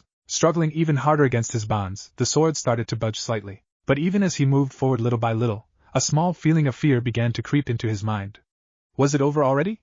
Was his purpose already finished? Staring at the oncoming man, Naruto vanquished the thoughts from his head and relinquished the Sharingan. He didn't want to resort to this since it would make him mostly useless for a good time after. But, taking a deep breath, he gathered the rest of his chakra and then some at an attempt to summon the Manjikyu. However, in doing so, a sudden pain struck him in the back of his head as his mind began spinning. Focusing harder, he tried once again to call upon the demonic eyes, but instead ended up with a searing pain on his arm. Looking down, he became surprised as the tattoo from before glowed vibrantly. With the man's attack imminent, Naruto coldly stared at the incoming attack without fear. Aga! The sudden scream, brutish and full of anguish, had come not from Naruto or the Anbyu, but instead from underneath them. Pausing in his attack, the Anbyu forgot about his target as he looked over to check what had made the sound. Even Naruto forgot his problems as he turned his head to the side with curiosity. Staggering towards the clearing, one of the Anbyu from before walked into the clearing with a bloody stump where his right arm should have been. Taking a few steps forward, the Anbyu then collapsed onto his knees before falling apart, literally. The man's body had split into 4 neat pieces, each part contributing to a bloody cross on the forest floor. Naruto looked back at his attacker, as he saw the Anbyu stare dumbly at the scene. In sheer trauma, the Anbyu shook with anger. Jumping down to his comrade's body, he rested a hand on one of the pieces before standing up solemnly. Who did that? In the name of the Hokage, I will end your life for your act. Naruto groaned as he took the time to pull out both blades and sheath his own sword into his scabbard. Throwing away the other sword, he felt the Kyuubi heal the puncture wounds as he felt an oncoming presence. Emerging from the forest where the Anbyu had stumbled out of, Osawari and Natsumi walked out. One look at Natsumi's blood-covered figure said everything. At her side was a Naginata with the blade of the long weapon bathed in crimson blood. Growling, the Anbyu stared at the two before pulling out a second sword. You two, who are you? Osawari stepped forward as he waved to Naruto. Why? Aniki! Sorry we're late. Natsumi wanted to pack our stuff first. I tried to help you, but the man was too strong. Thankfully, Natsumi arrived just in time. Biting back a globule of blood, Naruto jumped down as he slowly walked towards them. What are you two doing here? And more than that, staring at Natsumi's blood-bathed figure, he narrowed his eyes. What are you? Natsumi smiled as she licked the blood off her arm. Leaning against her weapon, she smiled, showing 2 feline-like canines resting on her bottom lip. Sorry we didn't mention this before, Naruto. But we're professional bounty hunters. I'm known as Nico-chan and Osawari's well. He doesn't have a code name since I'm the one that does all the killing. Naruto looked between the two in disbelief as he continued to try and stand up straight. So you two lied about attending the academy? Osawari nodded as he stepped forward. Yes, we needed you to come to us to avoid suspicion. But in the end, you really were funny. Turning towards the Anbyu captain, the boy happily smiled as he stepped forward. Sorry, Anbyu-san. I can't let you have this target. I need him for something. Oh, and about your other men, we had to erase them. The Anbyu captain cursed as he clenched his fists.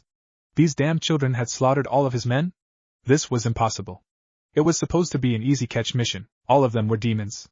Before, he had thought the Kyuubi Jinchuriki to have just been misunderstood, even giving him anonymous presents on the boy's birthday to try and make up for his village's heartless attacks. Clenching his fist in anger, the man shook his head as he took a brief glimpse at Naruto. He had been wrong after all and his team had been right. The boy was a demon. Swearing to avenge his comrades' lives, he looked back at the smiling white-haired youth and charged after him in an attempt to cleave his head. He was shocked to find his sword blocked by the girl's Naginata instead though. Looking at the two in fear, he simply watched as the boy walked up to him. Sorry, Asen. I didn't want to resort to this, but he's been wanting to get out ever since you guys came. Naruto looked at them in puzzlement as he leaned against a nearby tree for support. Osawari bent his head down as shadows cast over his eyes. Natsumi looked at him in concern but quickly turned her attention towards the Anbyu after finding out that her opponent had chosen to leap back. Natsumi.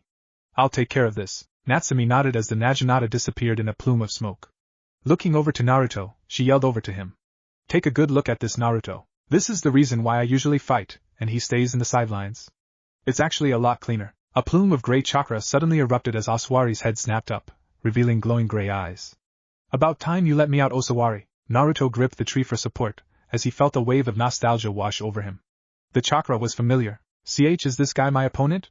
I thought I told you to feed me strong ones. This guy's mind is too weak. Did you already break him mentally? Geez, next time, let me have some of the fun. The ANBU looked at the boy in puzzlement before shaking his head. He would avenge his comrades. Flying into seals, the man took a deep breath. Katan, Gakakyu no Jutsu, Grand Fireball Technique. Naruto eyes widened as he felt an immense chakra come from the boy.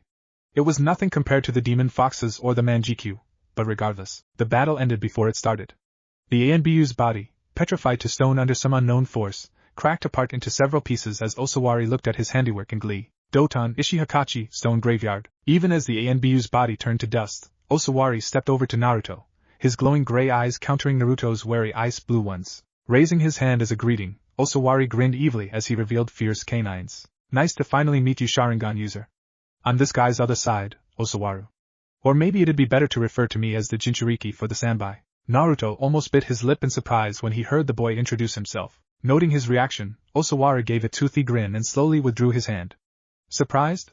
I see you know what a Jinchuriki is. Taking a few steps back to open up some distance, Naruto tried to clear his head as he felt his exhaustion weigh upon him with malicious intent. But he needed to get out of this precarious situation first. When you say the Sanbai, you refer to the three-tailed turtle. Am I correct? Osawara looked genuinely surprised for a moment before nodding. That's right, boy. Naruto narrowed his eyes as he tried to gather some chakra for an emergency defense. He had learned from Itachi that the best defense was anticipation. Why trick me? What's your plan? Looking icily between the two, he tensed his muscles as Natsumi stepped forward. Don't worry, Naruto. If we had wanted to kill you, we would have done so when you stepped into the village. True, you may have the Juggin, but we're professionals. Professionals? Yeah, we're bounty hunters. Giving a cat-like grin, she walked over to Osawara and lightly tapped his head. Time to go back, big guy. Osawari would want to talk to him. Grumbling, Osawara took one last look at Naruto with his gray eyes before a black tone penetrated them. The immense chakra he had felt earlier disappeared as Osawara collapsed to the ground with a smile. Oops. I hope no one got hurt too much this time. Natsumi nodded as she looked over to the pile of dust that had once stood in the form of a ninja. He used the stone technique to take the leader down. Of course, he was disappointed by the meal, as usual. Ah well, it can't be helped. Looking over to Naruto, Osawara waved at him to come closer. I'm sure you're surprised, Aniki. What you just saw was my other side. Naruto cocked an eyebrow as he took a couple steps forward. Even Natsumi had settled down, and seemed as she did the day before. Any bloodlust either of them had shown disappeared with the boy's transformation. What do you mean by other side? Natsumi sighed as she ruffled Osawari's hair and sat down next to him. Basically, Osawari's had dissociative personality disorder ever since he was young. Interestingly enough, when the Mizukage sealed the Sanbai into Osawari, it was actually sealed inside his split personality, Osawaru. I'm not sure why, but Osawari doesn't seem to carry any effects from the demon, even though it's still his body. Osawara, on the other hand, is almost like the demon himself. It's kinda confusing. Naruto nodded as he digested this new information. And you? What's your story? Natsumi grinned as she leaned back. I'm just a low-level cat demon. Certain circumstances have led to my becoming this guy's guardian. Even though you're such a cute kid, I'm not going to tell you any more than that. Winking at Naruto, the blonde boy understood that she was probably sensitive to the subject. Osawari turned to her though as his lips started to tremble. Certain circumstances? Natsumi laughed as she slapped him on the back. You've grown on me. Either way, I'm stuck with you. Might as well make it fun. Plus, we get to meet fun guys like him. Osawari smiled as he nodded. Well, there it is, Aniki. Any questions? Naruto shook his head at the whimsical nature of the scene and sighed. Yes, my original one. What business do you have with me? If it was for the bounty, you could have captured me during my sleep. Osawari took out a bingo book as he flipped open to the last page. I'm not sure if you're aware of this, but in the bingo book, it says that I'm an SS rank criminal, called Naruto of the Juggin. Naruto completed for him. Puzzled at first, Osawari smiled as he tucked his book back into his pocket. Yeah. But it wasn't the money that interested me. It was your eyes. Osawari's eyes suddenly glazed over as he looked beyond Naruto, as if some event were playing back in his mind. It was 3 years ago. My uncle came by one night and told me that my father had been killed by a man with crimson eyes. Basically, it's a vendetta. But now that I look at you, it's pretty obvious you're not the guy. That is unless you were super strong at the age of 5. Naruto's eyes suddenly narrowed as his voice hardened with asperity. You said that there was a man with similar eyes to mine? Did you catch his name? Osawari shook his head as he looked away again. No. All I remember hearing was that my father's eyes had been plucked out just before he died. Clutching the ground with bloodless palms, Osawari tore up a patch of grass and threw it to the side. My uncle arrived at the scene when it happened. They fought, but eventually the man used some black fire and disappeared. That's another reason why I thought that you might be the person since the bingo book says that you have black chakra. Naruto closed his eyes as he sat down to rest. It must have been him. Even in Kiri he couldn't escape that man's horrors. But if his uncle had fought him and lived to tell the story… Wait! Your uncle fought with him and lived? Osawari grinned as he flexed his arms. Oh yeah. I might not be that strong, but my uncle used to be the leader of the 7 swordsmen of the mist. That is, after he ran away to Kumo to study architecture. He's kinda goofy like that. Kumo. Naruto rolled the village's name off of his tongue before nodding. Your uncle's name? Osawari blinked as he suddenly became cautious. You're not going to go after him to attack him, are you? If you are, no. Rest assured that I am only going to your uncle for information. He might be able to give me more information about these eyes. I give you my word that I will not harm him. Osawari frowned as he shook his head. Sorry. I already told you that he's in Kumo. If you really want to find him, he'll find you. But before that, there's a favor I want to ask of you. Natsumi, who had been silent during the conversation, suddenly became interested as she turned her head. We want to see the Jugen. It might provide me some clues as to who my father's murderer is. Naruto closed his eyes as he stood up. A reasonable request. However, I don't have the chakra to activate such a technique at the moment. But more importantly, I think I know who killed your father. Of course, it's just speculation. Osawari suddenly leaped up as he ran over to Naruto and put him in a fierce grip. What? You've seen him before? Who is he? Naruto frowned as he slapped the boy's hands away and straightened his collar. His name is Uchiha Madara, wielder of the Manjikyu Sharingan. That's also what my Jugen is called. However, our eyes are different. Different? But don't you both have this Manjikyu? Yes. But that is why I wish to meet your uncle. I have very little knowledge of why I have such eyes. I also do not know much about the man who might have killed your father. Osawari visibly groaned as he slumped his shoulders. So basically, but I can show you how he looked. Osawari's head snapped back up as hope returned to his eyes. Really? That's all we need. Natsumi, are you ready? The girl's bloodlust suddenly returned as her eyes shifted into cat-like irises. Yep. Naruto looked between the two as he searched for the image of the man in his brain. It wasn't hard, as his face was definitely unforgettable. Taking a deep breath, his form shifted as he transformed into a carbon copy of the man, glowing red eyes included. Immediately, Natsumi's eyes glowed as she began jotting down notes at an ungodly speed. Puzzled, Naruto dismissed the transformation. Turning to Natsumi, Osawari looked over the notebook and smiled. You got all the information? Yes, it'll take about 7 days for my powers to be able to find him. But I think it'll be okay. Naruto looked between the two with a mix of surprise and impressment. They were perfect as bounty hunters. A sudden twinge in his head made his eyes droop though, signaling that his reticular activating system was slowly becoming inactive. I'm sorry, but if you could please provide lodging. Osawari blinked as he smacked his forehead. Ah. Sorry for being so rude and icky. You must be exhausted. Natsumi, put him on my back. With that, Naruto felt the last of his defenses go and fell into blissful unconsciousness. Sasuke took a deep breath as he blew his 20th fireball that day. This jutsu was his pride and joy, the one thing his father had taught him before his death. Making the seals once again, he was about to unleash another one when he suddenly felt a hand gently clasp his shoulder. Stopping, the young Uchiha looked up to the sad face of a masked man with a Konoha headband covering one eye. You shouldn't use your chakra so much. I know it hurts, but it doesn't hurt. The man looked surprised for a second before Sasuke continued. I don't have time to just cry about it. I need to get stronger, to avenge my friends and family. I need the power to change things. The man looked at him curiously before slowly asking. To make things right? Sasuke looked startled as he thought about it for a few seconds. Turning towards the man, he repeated with a soft smile. To make things right. Kakashi smiled as he bent down to look at Sasuke at eye level. Pulling up his headband, Sasuke had to stifle a gasp as he saw the familiar eye of his clan. How do you have the… I'll explain that to you some other time. But for now, are you interested in obtaining power to protect the ones you love? Sasuke frowned as he looked back towards the lake. All the ones I love are dead. At this point, I can only honor their memory by killing their murderer. Kakashi sighed as he placed his headband back on. Vengeance is never the answer. You will come to realize that only after it is too late. But perhaps, I can help you overcome it. Come with me, Sasuke. My name is Hitaki Kakashi. Under the Hokage's orders, I'll be your personal tutor from now on. Walking away, Sasuke stared after the man's moving figure before looking back at the lake. The ripples on the lake that had been caused by his multiple jutsus were dying down, forming circles and epicircles in perfect kaleidoscopes. Wrenching his eyes away from the beatific sight, he ran after Kakashi with a renewed determination. You better teach me well, Scarecrow-sensei. Kakashi's name translates to Scarecrow. Kakashi's eye sported a smile as he pulled out an orange book, an item that Sasuke would learn to hate in the coming years. Well, this will be my first time having such a young student to teach. I'm sure we'll both learn a lot from each other. Hi, Scarecrow-sensei. Kakashi's sweat dropped as he turned to look at his newest student. Could you please not call me that? Smirking, Sasuke walked ahead. When do we start training, Crazy Hair Sensei? Kakashi groaned as he flipped over to the next page. I like Scarecrow better, Gaki-kun. Brat-kun. Madara closed his eyes as he tried to keep his hands from trembling. It was almost time to transfer bodies again. These eyes drained his host's bodies far too quickly. There was that one body, the one he had found under the buried rubble back near IWA. Yes, that one would have to do for now, Madara-sensei. Looking up, Madara smiled as his student kneeled before him. What news do you bring, Itachi? Itachi kept his head low as he continued speaking with a straight voice. The one known as Pain refused our invitation. However, the missing nin known as Setsa seemed genuinely interested in your plan. He is waiting outside right now. Madara grinned evilly as he nodded. Good. And about the boy, do you have any news on him? Itachi shook his head as he stoically replied. The boy known as Uzumaki Naruto disappeared from Konoha and was proclaimed an SS-rank criminal. I have not found his location. Madara waved his hand as he leaned back in his chair.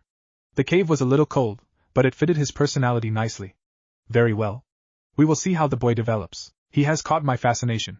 For now, we will focus on our original goal. After the construction of Akatsuki, we will then turn our attention to the Bija. At that time, we will meet young Naruto again. But for now, let's settle in. I will personally go talk with Pain later. Understood. Naruto stood in front of Natsumi and Osawari at the bridge leaving Kiri. After getting a full 2 days of rest, he had recovered enough energy to be at 90% efficiency. They had all packed up their items soon after, deciding to split up at the village's bridge. But before they took their own paths, he needed to fulfill a certain promise. Alright. When I form the Manjikyu, be careful not to stare at it too long. I still don't know all the effects of the eyes. Receiving 2 eager nods of confirmation, Naruto summoned an ungodly amount of chakra to his eyes and flared the Sharingan to life. However, the energy it took was incredibly small. Moreover, it felt different. True, his vision was enhanced, but there was something missing. A Maniki. Your eyes are in the normal Sharingan. Well, I guess they aren't normal. There are 2 tomos in each eye. Naruto looked startled as he looked at the 2. You're sure? There isn't a cross-like image? Natsumi appeared to be disappointed as she shook her head. Nope. It's just a normal Sharingan. Frowning, Naruto tried to push more chakra into his eyes, but found that it was not possible. Relaxing, he cut the flow of chakra as his eyes returned to their normal blue hue. I don't understand, could it have something to do with the tattoo? Thinking back to night he had fought with the Anbu, he had not been able to summon the Manjiki then also. Of course, at the time he had thought that it was because of chakra exhaustion. Staring at the bird tattoo on his arm, he grimaced as it looked up at him with a teasing gaze. I'm sorry. It seems as though I cannot activate the Manjikyu.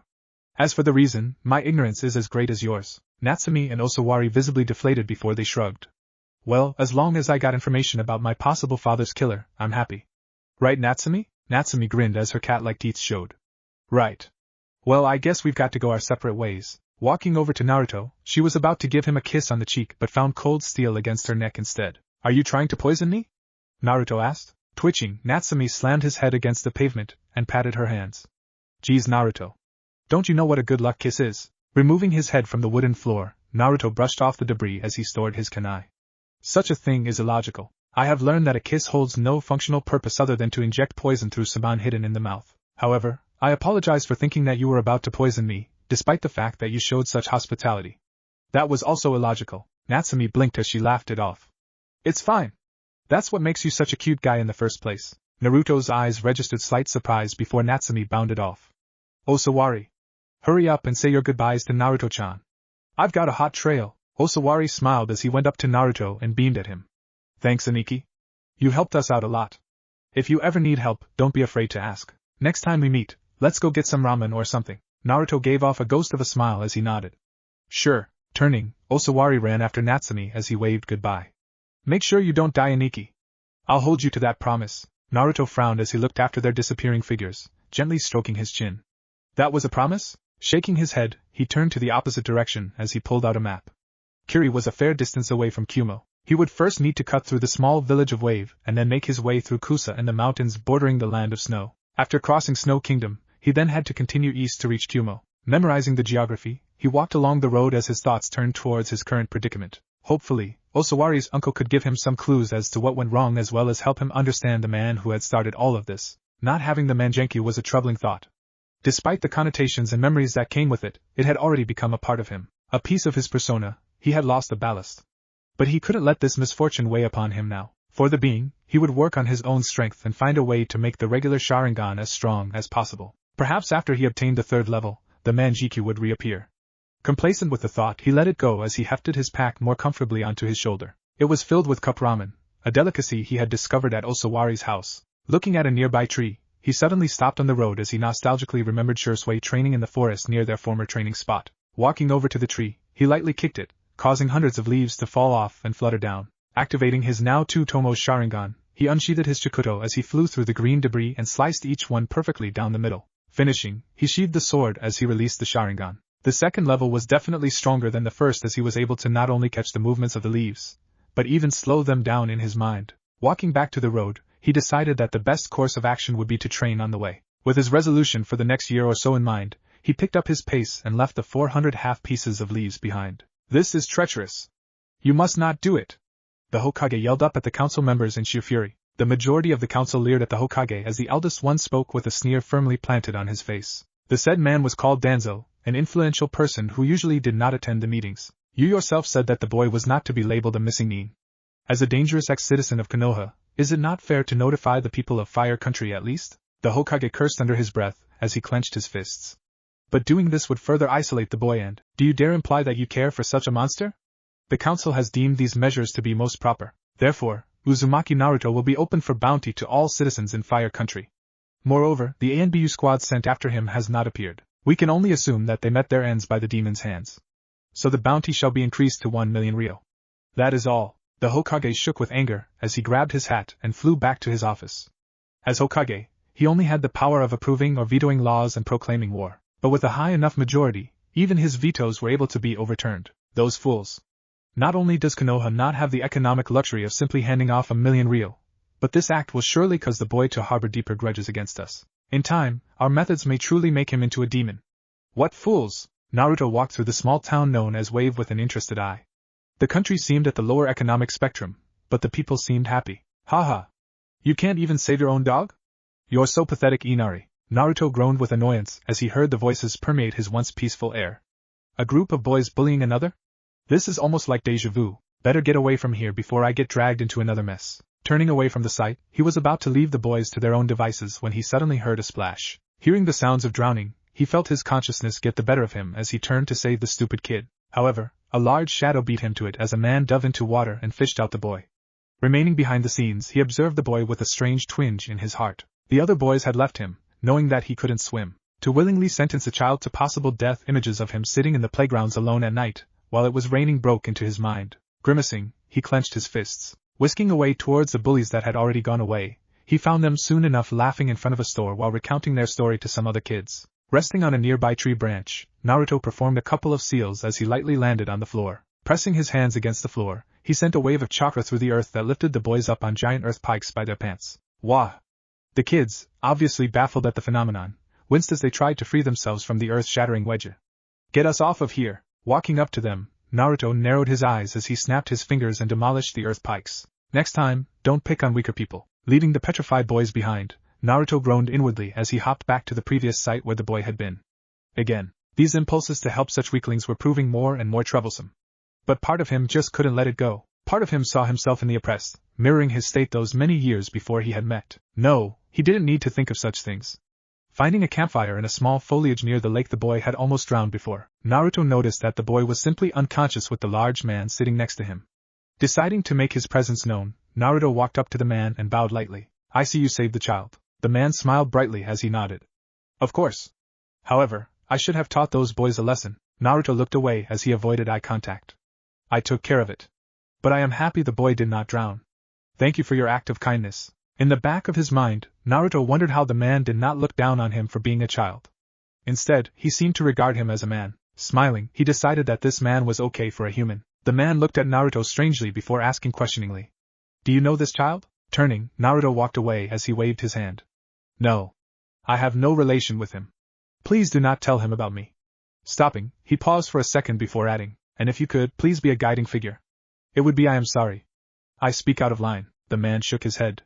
Even with his head turned, Naruto could tell that he was smiling. Don't worry. I'll protect him.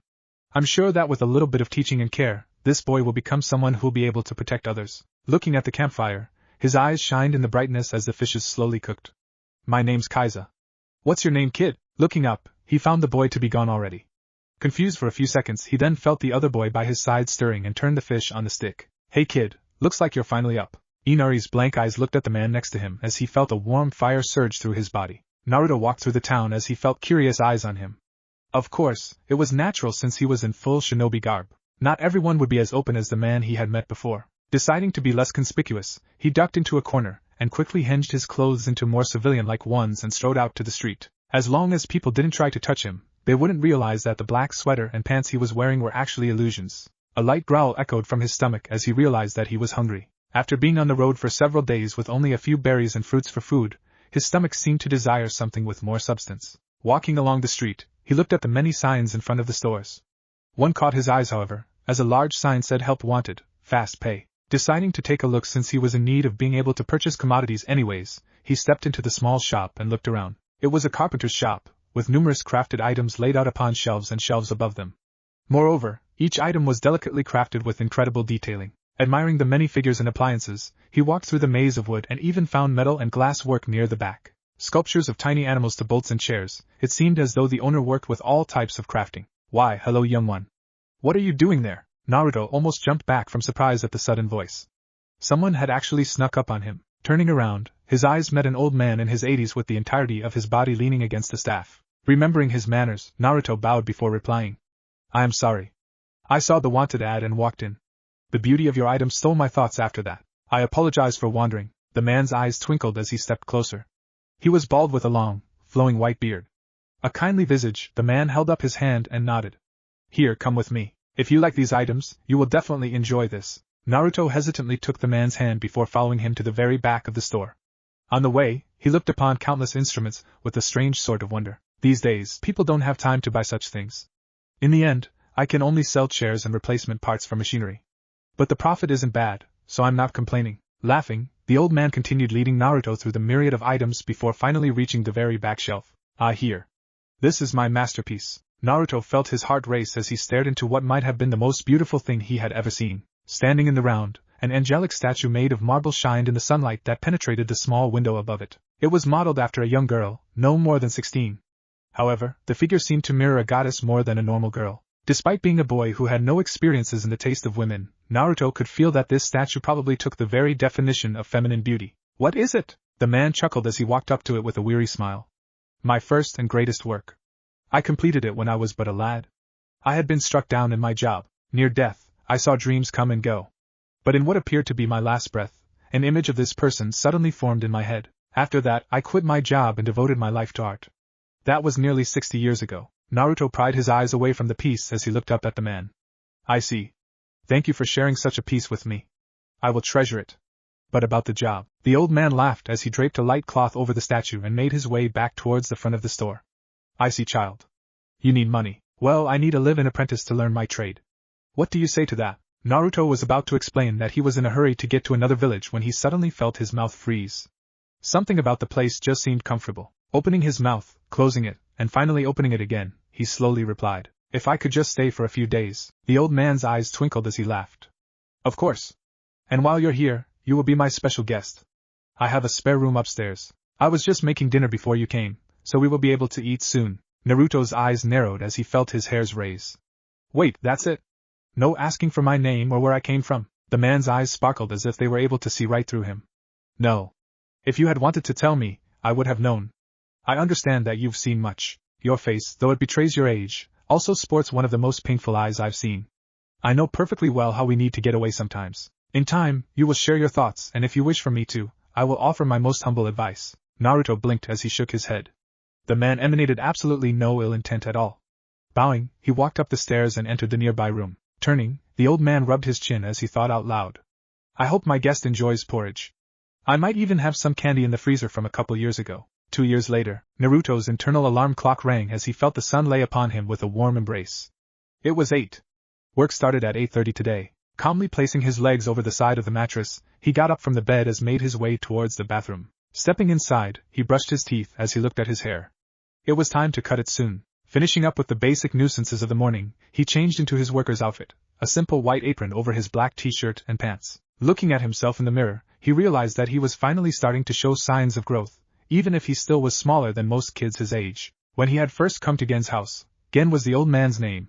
He had only expected his stay to take a couple days. However, the practice of sculpting and creating had enamored him, and before he had known it, he had found himself with a permanent residence in Gen's house. Walking downstairs, he was greeted by the sight of two people he had grown incredibly accustomed to over the last year. Naruto and Ai-san, come get your breakfast.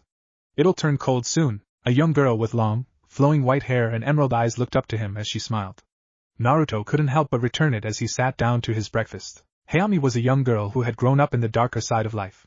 Her father was a drunkard and gave no financial support. Instead, she lived off her meager wages, which came from selling flowers that she found on the outskirts of Wave. Yet despite her troubling situation, the white-haired 9-year-old never seemed to lose any spirit. In a way, she was the total opposite of Naruto, bright, optimistic, and cheerful. However, she almost never seemed to have energy since her meals were usually of the cheapest sort. But every once in a while, she came to Gen's house where there were plenty of materials. In exchange for some food, she cooked for them and made whatever she could. The old man had tried to tell her that it was unnecessary and that she was welcome to eat there every day, but the girl had remained adamant about earning her own food. Hayami, isn't your birthday in a few days? Gen spoke from behind his newspaper. Hayami brightened as she nodded.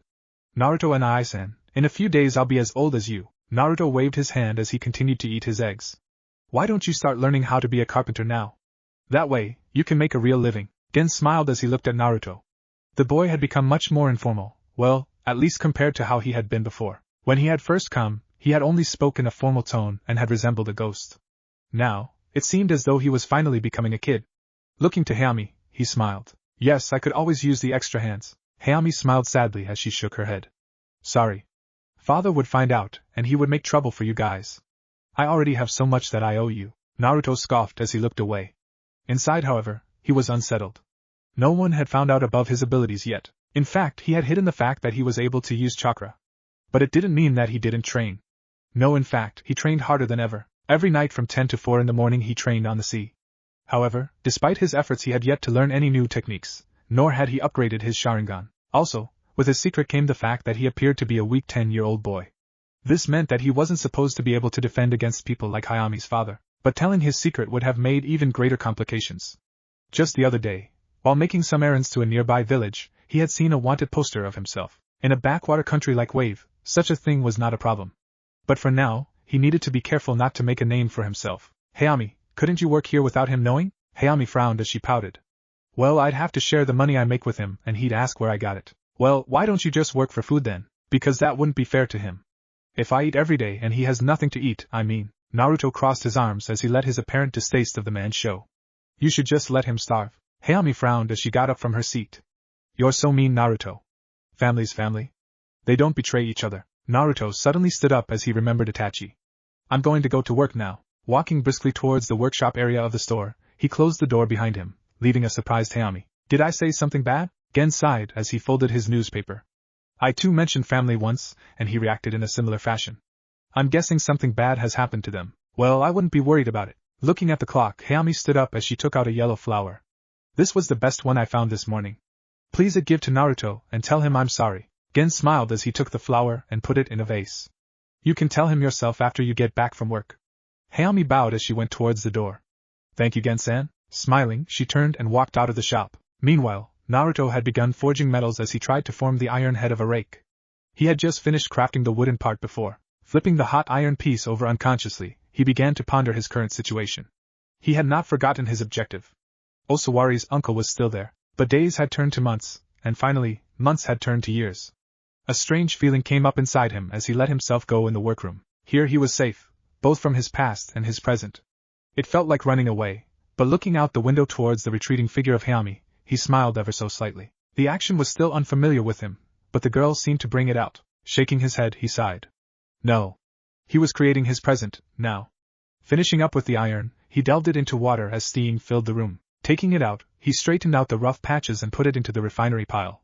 He would come back to it later. But for now, pulling out a long piece of metal, he dipped it into the furnace as he saw the flames flash brightly due to the pumped air. He had gotten into the habit of making swords. For some reason, learning to craft had been incredibly easy for him from the start. Gen had told him that he was a natural genius at creating things, but the craft he had the most skill in was metalwork, or specifically, sword making. About a month or two into the job, he had started making swords. However, Gen had never taught him anything about the art. In fact, the old man refused to make any weapons for some reason. Every time he had asked, The old man simply smiled and went back to his carpentry.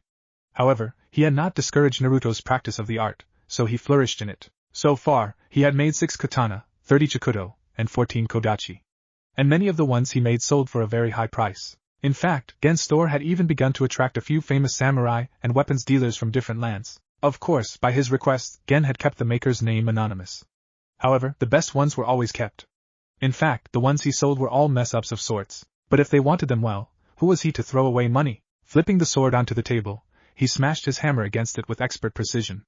One of these days, he would make a sword with the proper ceremony. Looking at the clock, he wiped his brow as he decided to go out for a snack. Since it was a weekend, business would be slow. Deciding to go and humor Hayami, he took off his apron and passed by the sleeping Gen. Looking carefully, he noticed that there was a yellow flower left in a vase next to him. Picking it up, he smiled as he noticed that it was not harmed in any way.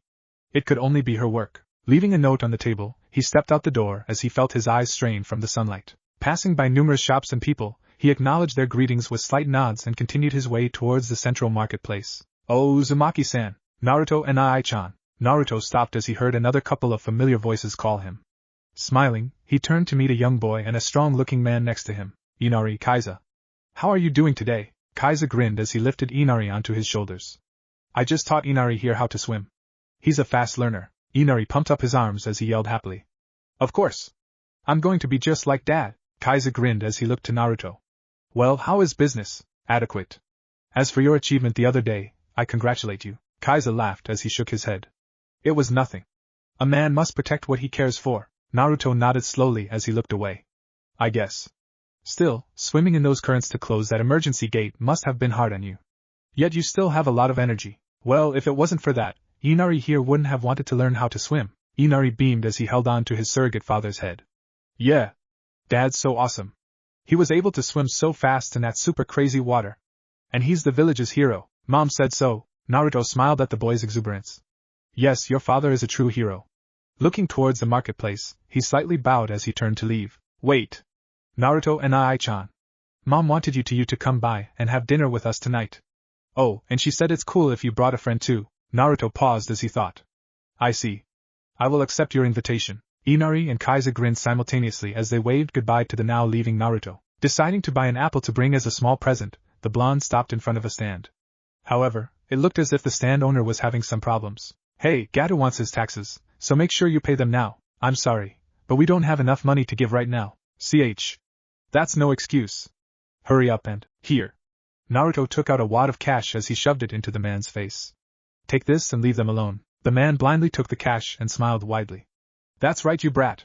He suddenly paused though as he carefully looked at him. Naruto started to become annoyed as he looked expectantly up at the man's face. "Is there a problem?" The man immediately shook his head as he cautiously asked. "What's your name, kid?" "Uzumaki Naruto." "Oh." The man looked pensive for a moment before smiling. "I decided that I'll leave this stand alone for today because of you." Turning towards the stand owner, he kicked the stand. "Next time, have the money ready." Seeing the man stomp away, the owner breathed a sigh of relief before thanking Naruto. "I'm sorry you had to use your money. You always seem to be helping us, Naruto. Now that Gat is here, things have become even harder for everyone. If there's anything that we could do for you, please let us know." Naruto bowed as took an apple. "Thank you, but this will be plenty." Walking into the marketplace, Naruto smiled as he saw Hayami's sitting figure on the nearby sidewalk. Using a furtive shunshin after making sure that no one would see, he quickly vanished and reappeared behind her and dropped an apple on her lap. "Business not going well today?" "Ah." Hayami fell over as her white hair flew forward. Standing up, she glared at Naruto as she bent forward to pick up her flowers. "Business is going well. It's just that I was tired, that's all. Anyways, what are you doing here?" Naruto sat down next to her as he picked up the apple and wiped it. Tossing it back at her, he watched her happily begin to munch it with thanks. "I was just taking a break. By the way, thanks for the flower. It was nice." Flipping a coin into her basket, he lay down on the stones and looked up at the sky. His short respite was interrupted though as the coin flew back and hit him on the nose. "Ah, what was that for?" Hayumi pouted her lips as she shook her head. "That flower was a gift. And also, I wanted to tell you sorry." Naruto lay back down as he waved it off. "It's my business. It had nothing to do with your comment." "But really, you'll accept an apple but you won't accept money?" Hayami smiled as she finished the apple and placed it in a nearby trash can. "That was because you scared me earlier." Smiling, she lay down beside him and looked up at the clouds. The two shared a comfortable silence for a while before Naruto felt that it was time to go back to work. Even if business was slow, he still needed to do something. Standing up, he brushed off the dust as he stretched. Hayami too stood up as she tied her hair back and picked up her basket. Oh yeah? You're not doing anything for dinner tonight, are you? Hayami shook her head as she looked at the coins in her basket. I don't think so. Naruto slightly cringed as he realized that she meant that she wouldn't have enough money to eat. Sighing, he took her shoulder as he led her to a nearby shop. Eh? What are you doing, Naruto? Trying to hide her blush, she looked away from him. We're going to get you some clothes. You don't want to wear that to Inari's house, do you? Inari-kun? Yeah, we're going to eat dinner there tonight. Gen usually sleeps pretty early, so I thought that I'd take you. Hayami looked at her basket as she counted the coins. But I don't have money to. Naruto stared at her sternly before grabbing her head and swaying it back and forth. Just think of it as an early birthday present. You can use it for diapers later if you want. Hayami nodded while holding onto her head as she stepped into the store with him. Naruto handed her a clump of cash before walking off to the weapons part of the store. Make sure you pick something decent. Thinking a bit, he smirked as he waved her off. I don't want to be seen with a horribly dressed person. Naruto, said Blonde, turned away as he looked at the nearby weapons. He was able to spot several flaws in them, especially in the swords. Shaking his head, he was about to leave when a sword in the corner of the store suddenly caught his eye. Looking up at an attendant, he politely called for his attention. Excuse me, why is that sword alone in that corner? The attendant smiled as he shook his head. Oh, that one's strange. For some reason, the sword won't come out of the scabbard. We tried to break the scabbard, but since it's made out of metal, I see. Walking over to it, he lifted it up and felt its weight. How much for it? The attendant looked surprised as Naruto placed it on the counter. I'm not sure since we didn't put a. Naruto placed a large amount of cash onto the table. Is this enough? The attendant's eyes sparkled as he nodded furiously. Naruto smiled as he took the sword and walked away. The sword intrigued him. He would have to explore it later. But for now, Naruto walked up to a nervous Hayami as he tapped her shoulder. Done? Holding out a lump of cash in front of him, she bowed her head as she tried to hide her embarrassment. I'm sorry I used so much. This place is so expensive and, Naruto walked away before she finished her sentence. Whatever. Just make sure you wear that tonight. Hayami blinked as she ran to catch up with him. But your money! I get paid very well for my swords. I thought you knew this. I have a lot more, so it's no big deal. Look, I even bought this sword on a whim, so just keep the rest for yourself. But, if you feel bad about it, then come by the house and make some food for us. Gen's only able to make porridge, so it's nice to have some variety. Hayami remained silent as Naruto headed back to his house. Oh, and make sure you come to Gen's house around 7. We can go together to Inari's house from there. Smiling, Hayami nodded as she waved goodbye. Thanks, Naruto. I won't be late. Gen watched Naruto carefully as the boy produced bolt after bolt with incredible celerity. For some reason, he seemed cheerful today. Of course, cheerful for Naruto usually consisted of him not having a dark aura around him, but Gen had developed an innate sense that helped him know what Naruto's mood was, even when the boy remained as secretive as possible. It was a skill that he and Hayami shared. Did something good happen today? Naruto paused as he looked towards the man. No. Although, I will go eat dinner with Inari's household. Pausing, he then added. With Hayami. Gen smiled as he stroked his beard. I see. That's good to hear. You and Hayami have been getting along well these days. Naruto continued making bolts as he remained silent. Well, why don't you take a break until Hayami comes? I'm sure you'd like to take a shower after working in the shop all day.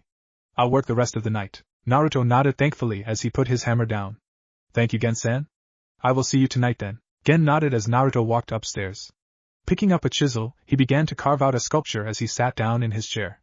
The boy had much to learn still. Looking at the counter, he smiled as he saw the bolts all perfectly lined up. Looking at each bolt, Gen sighed as he comfortably chipped away at the wooden block. He knew of the boy's secret, the boy's power. A few days ago, he had seen him on a wanted poster. Sighing heavily, he stopped his work as he looked up the stairs. Hopefully the boy would learn to get over whatever sordid past he had and learn to live a new life. If he could help just this one boy. Images of blood and carnage filled Gen's mind as he dropped the sculpture. No, he wouldn't let it turn out the same way for him. Walking over the bolts, he inspected them and began to make some more. The wooden sculpture and chisel left forgotten underneath his chair. Gato frowned as he sat in his chair. This man, Kaiza, was proving to be a hindrance to his plans.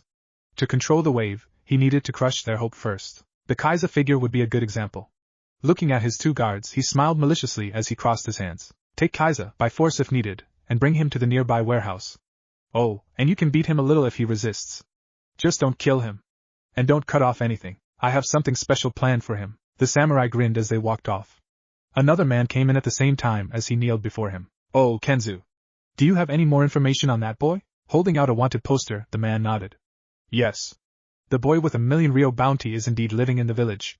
He is staying at the carpenter Gen's store. I see, then we'll attack tonight and, Gata-sama, if I may interrupt. Gata looked at the man with annoyance as he stood up and tapped his cane on the floor in front of him. What is it? The man gulped as he looked up. Well, he has a relationship with a local peasant. She has no class standing, so there wouldn't be any problem with using her. Who's this girl? She's young and seems to be close to him. I looked into it, and found that her father is a poor drunkard who is actually abusive. So perhaps, Gata smiled wickedly as he sat back down. Kenzu, I've just had a wonderful idea. We'll use that girl to get to this Naruto of the Juggin. Tossing a pile of money towards him, he grinned evilly. Here, use this money to buy her from her father. Do whatever you want with her after. But make sure he sees. I want him to come to me personally. It'll make it easier for us. But sir, aren't you worried that the boy might pose a threat to you? Gata scoffed as he spit out to his side. I bet he's just some rich politician's son. He's too young to be a real threat, and besides, I have my 2 bodyguards with me. Tonight, this land and his 1 million Rio bounty will become mine. Kenzu grinned as he took the money. Yes, Gata-sama. I will be taking some men with me though, for some extra precaution. Yes, do whatever you want. Just make sure he gets here. Sasuke dodged an incoming fireball from Kakashi as he jumped up to the trees. Throwing out several kunai with strings attached, he tried to hook the copy nin to a nearby tree but ended up catching a clone instead. Jumping out of the tree, he then created a Kage Bunshin and sent it off in the other direction. Predicting his opponent's next actions, he quickly turned to the left as he deflected several kunai with his own. Making hand seals, he ran towards the area the kunai had come from and blew a fireball at a pile of boulders. A smoldering figure flew out of the giant abyss as it suddenly turned to water in midair and soaked Sasuke from head to toe. Cursing his carelessness, Sasuke jumped back but suddenly found his back stopped by a hand. Looking over, his eyes widened as he saw Kakashi with his other hand ignited by lightning. Chidori! Kakashi slammed the Chidori into the ground, but the electricity of the attack immediately jumped up to the water and shocked Sasuke severely. Falling down, Sasuke weakly turned as he muttered curses at the smiling man. What was that, Gaki-chan? Mumbling a little louder, Sasuke forced down a grin. I said that the fight's not over yet. Kakashi's eye widened as Sasuke's clone from before suddenly erupted from the ground behind him and slashed with a kunai. The copy nin fell to his knees as Sasuke quickly got up and slammed his fist into stone. Sasuke cursed as he cracked the replaced stone. A sudden kick then hit him squarely in the jaw while also dismissing his clone. Damn you, scarecrow! Kakashi clicked his tongue as he took out his book. And you're reading that stupid book again? Kakashi smiled as he shook his head. You're getting stronger, Sasuke. In a couple of years, maybe you'll even get to the point where you'll be able to read Ika Ika Paradise. Sasuke's sweat dropped as he stood up. What does that have to do with being strong? Kakashi frowned as he shrugged. Well, a Sannin is the author and I, one of the strongest jounin in the village, is also an avid fan, so that just means you guys are perverted. Kakashi paused as he thought. Maybe so. Either way, you've become stronger, Sasuke. At this point, you're ready for the Chunin exams. Although, we'll wait until you graduate and get a team. Sasuke nodded. One of the first things Kakashi had ingrained into him was that shortcuts were not better. Going the normal path was sometimes the better choice. Therefore, instead of doing as his brother did and graduating at an earlier age, Sasuke had chosen to follow the normal curriculum. The two remained silent before they heard a slight rumbling in the distance. Kakashi offhandedly commented as he saw the edges of a black fire flickering over the top of the trees. It looks like the black pillar is unsettled today. Sasuke nodded as he looked up to the moon. I have a bad feeling about tonight. Naruto frowned as he looked at the clock. It was already 8. She was an hour early. Getting up from his seat, he walked to the door and swung it open. Is something the matter? Gen asked from above his newspaper. I can feel that there's something wrong. I'll just go to make sure she didn't trip somewhere or anything. Gen nodded as he put the newspaper down. It is dangerous for a young girl to be out alone at night. Make sure you bring an extra jacket. Naruto nodded as he took one and quickly ran out the door. Out in the night sky, he hopped up to the top of the buildings and squinted his eyes. Hayami's house was in the poorest district, in other words, the West District. Feeling the familiar sensation of having chakra fill his feet, he shunshined across the tops of the buildings as he quickly made his way towards her house. There was a pulling feeling in his gut, as if there was something wrong. Tensing his muscles, his movements became invisible as he flashed forward at an even greater speed, causing the jacket that he had been holding to fall back to the breeze. Stopping just above the building, he jumped down and calmly made his way towards the front door. Not bothering to knock, he opened it and was met with the immediate sight of a crying man. Narrowing his eyes, he recognized Hayami's so-called father moping pitifully on the floor. A strange feeling of anxiety began to fill him as he quickly grabbed the man's shirt. Where's Hayami? The man blinked through his alcohol-smelling tears as he grasped his face. Are you her friend? Are you? I'm so sorry, Hayami. I wasn't in my right mind, I just saw the money. I'm so sorry, Hayami. Shut up. Naruto breathed heavily as he grabbed the man by his throat and lifted him up. Where is Hayami? The man looked at him fearfully as he tried to speak. Relaxing his grip slightly, Naruto set the man on the floor. Speak, I sold her. Naruto's fist clamped on his face as he slammed him against the wall. What? I'm sorry. The man had offered so much money and I just... Where is she? Black chakra began to leak out of Naruto, causing the man to become even more frightened. The man said that he would be at the trash site in the 2nd district. Naruto threw the man down as he glared at him. You should be ashamed of yourself. Not bothering to look back, he ran out of the house, leaving the man alone in his puddle of tears and urine. Naruto's heart pumped with exertion as he flew to the 2nd district. Every step made his heart feel even more scared. He had never experienced such an emotion before. Even in the past, when he had faced death with that one ANBU captain, he had not felt fear. But now he needed to save her, no matter what he did at any cost. Landing in front of the garbage site, Naruto felt numerous chakra signals. Looking forward, he noticed that there was a large trash heap with a fire in front of it. The bastards were sitting in front of the fire, as if they had done nothing wrong. Activating his Sharingan, he tried to find Hayami's white hair near them but found that she wasn't there. Breathing a sigh of relief, he began walking towards them but stopped suddenly when he spotted a semblance of white strewn upon the base of the trash heap. Oh, who's there? The 5 men near the campfire called out to him in drunken merriment. You deaf brat? Hurry up and go home before we teach you a lesson. One of them suddenly stopped the others though as he recognized the boy. Grinning, he yelled out. Aren't you Uzumaki Naruto of the Juggin? We've come to take you to our boss. Naruto ignored them though as he slowly walked towards the unmoving figure on the trash heap. Walking right past the grinning men, he bit his lip and drew blood. Hayami, bloody and battered, lay unnaturally above the trash with her mouth open and dried tears clinging onto her pale face. Her white hair was grimy with blood and her arms had several bruises on them. Her once vibrant green eyes were open with a permanent, dull glaze covering them. With rage, he realized that the dress she had bought earlier was in pieces next to her, the cause of her state showing prominently in its shredded form. Trying to feel her pulse, he instead received frozen, deathly silence. Oh her? Ha, she only lasted a couple of turns. Kids really are worthless after all. The man from before laughed grotesquely as he took another swig from his wine bottle. Anyways, our boss wants to meet you so just. Trembling, he clenched his fists as a third tomo suddenly sharpened into his eyes. She was just a child. Laughing eerily, he gripped his face with his fingers as he looked up. Humans really are despicable things. Eh? What are you mumbling there, kid? Turning slowly, Naruto's eyes turned crimson as 3 tomo began spinning rapidly around his pupil. Black chakra poured from his body as it covered him with a shroud of death. Hey, what are you? The man didn't finish his sentence as he suddenly found himself without a head. The other men blinked a couple of times as they saw their friend's body slowly fall to the ground. Standing a couple feet away, Naruto held the man's head with his hand before crushing it with his bare hands. A spray of blood showered him as he felt his body tremble with rage. You bastards! I'll tear you all to pieces! Kenza screamed as he quickly got up with his friends to run. They didn't get far though as their legs suddenly detached from under them, making them tumble over. Turning around, he suddenly found his neck in an iron grip. Wait! Wait! Despite being choked, he managed to get a couple of words out. Naruto's demonic eyes stared back with cold fury as his mouth snarled words. What? The one who told me to do this was Gato. He was the one that gave me the money and told me to do it. We're innocent. I'm innocent. I was just following orders. The man's voice bordered hysteria as he struggled against Naruto's grip. Gato? His grip lessened somewhat as the man sighed in relief. Yes, he's waiting for you at Warehouse 31. He's also planning to take care of Kaizo there. Naruto's eyes narrowed as he dropped the man. Thank you? Thank you? Kissing the boy's feet, Kenza's mouth tasted dirt as he continuously repeated the action. Turning towards the trash heap, Naruto looked at Hayami's body as he spoke softly. I'll give you a proper burial after this is all over. With that, he walked towards the outer edge of the trash area. Kenza dropped to his knees as he saw that all of his friends had been torn apart to pieces. Bones, tissue, skin, hair, eyes, and organs lay in a bloody mess all around him. But he had survived. He had. Naruto continued walking as a black flame suddenly erupted from behind him. Burn forever in my fire of hell, and make sure to tell the devil that he should expect another tonight. Gato, I'm coming for your head. The rain splashed against the window as droplets streamed down the fog-translucent screen, mirroring the actions of tears. A clash of thunder, a flash of lightning, the rain echoed querulously with the wind. The rattling of trees juxtaposed the sympathetic fallacy that such a mood seemed to create, and an old man sat solemnly in the comfort of his home in the midst of it, his knowing eyes peering into space with a tired and unfathomably sad glow.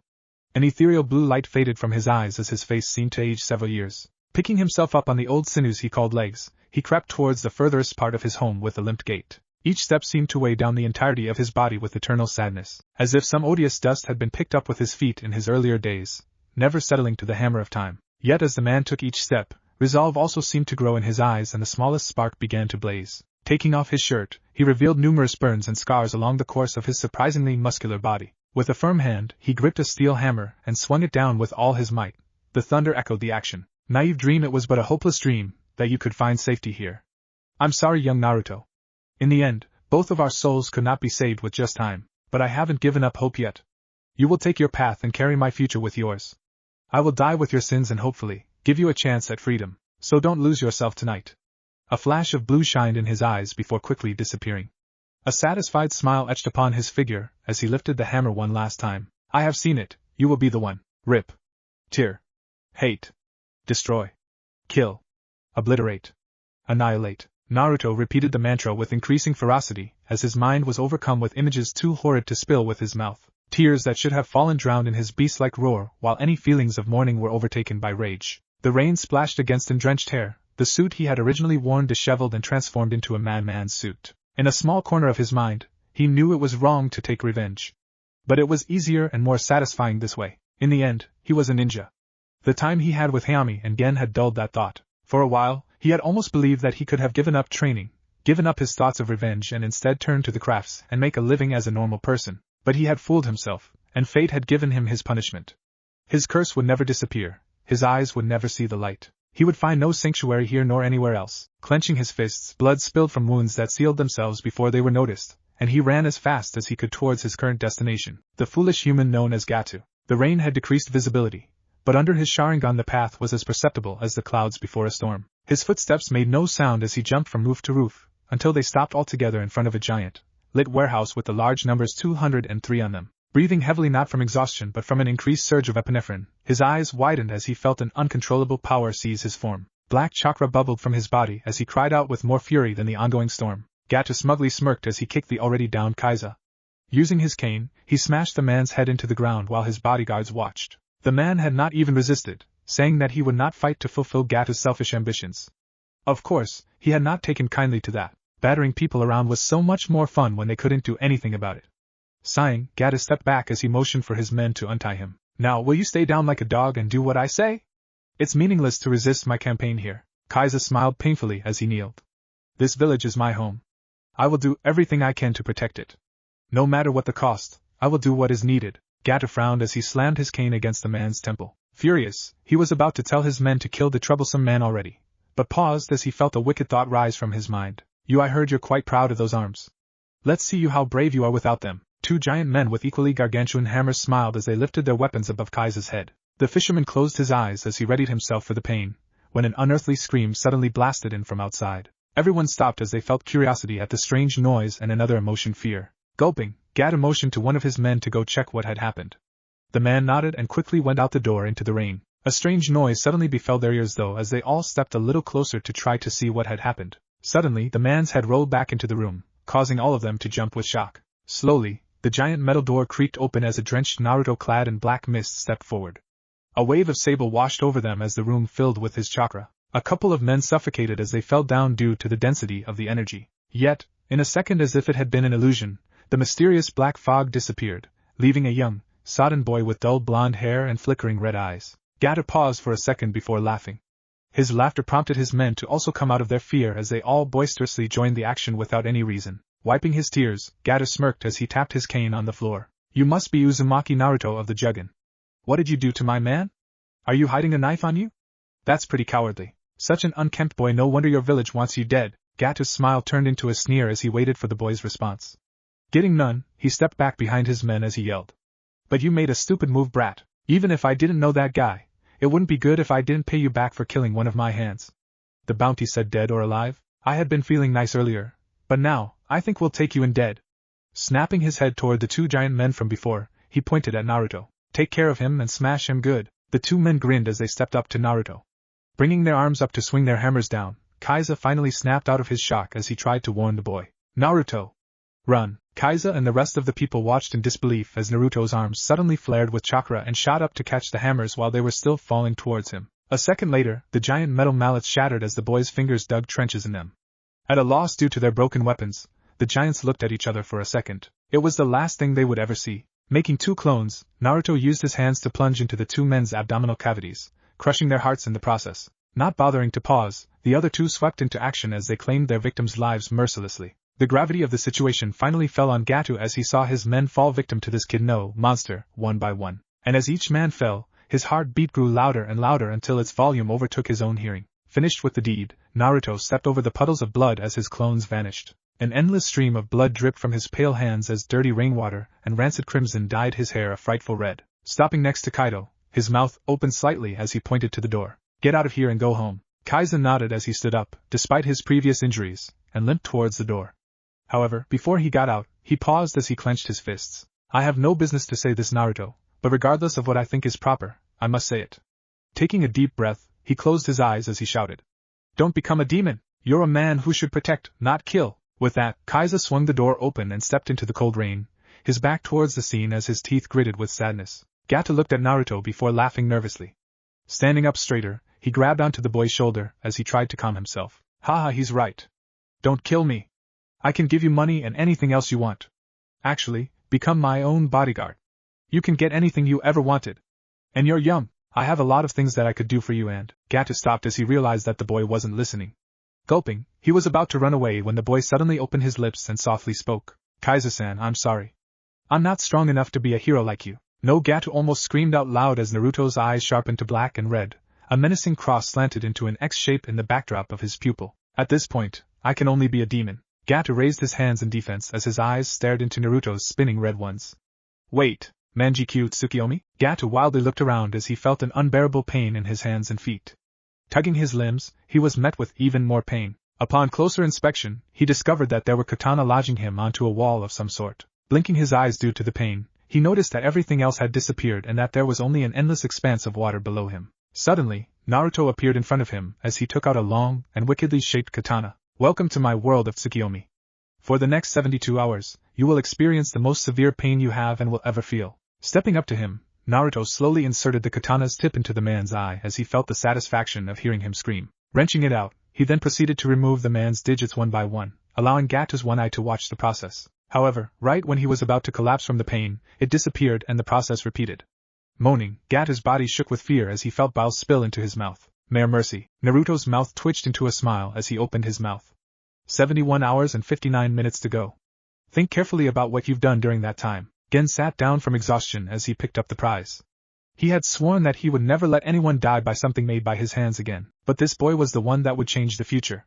As the greatest swordsmith of the 7 swordsmen of the mist, it was his duty to do this. A flash of blue entered his eyes once again as he lost himself in his bloodline. The power to see visions of the future was a heavy burden, but it was a necessary tool that needed to be used to guide the future in the right direction. His leaving Kiri had been a part of it, and now, his decision to give his greatest work to this boy was also essential. Flying through nebulous regions of stars and empty space, he felt the familiar tug of his bloodline as a certain light shined brighter than the others. Heading towards it, he was enveloped by a bright light and finally felt himself land on solid ground.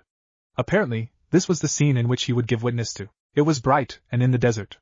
Off to his left, he could see a shadow moving towards him. It was strange to see such a figure, heavily cloaked in black, walking in what appeared to be the brightest place he had ever seen. But the brightness quickly turned to a different intensity, as Gen's body started to feel the effects of the man's presence. A sudden coldness weighed upon him as he felt weaker as the man continued to step forward. Forcing his eyes to look at such a vast and evil being, he dropped to the floor as the man's face became clear. Covered in black chakra, the man was Naruto, though he was a good 7 years older. Now a fearfully handsome man, his face carried a certain cruelty that made even the wizened man shudder with fear. This is the future?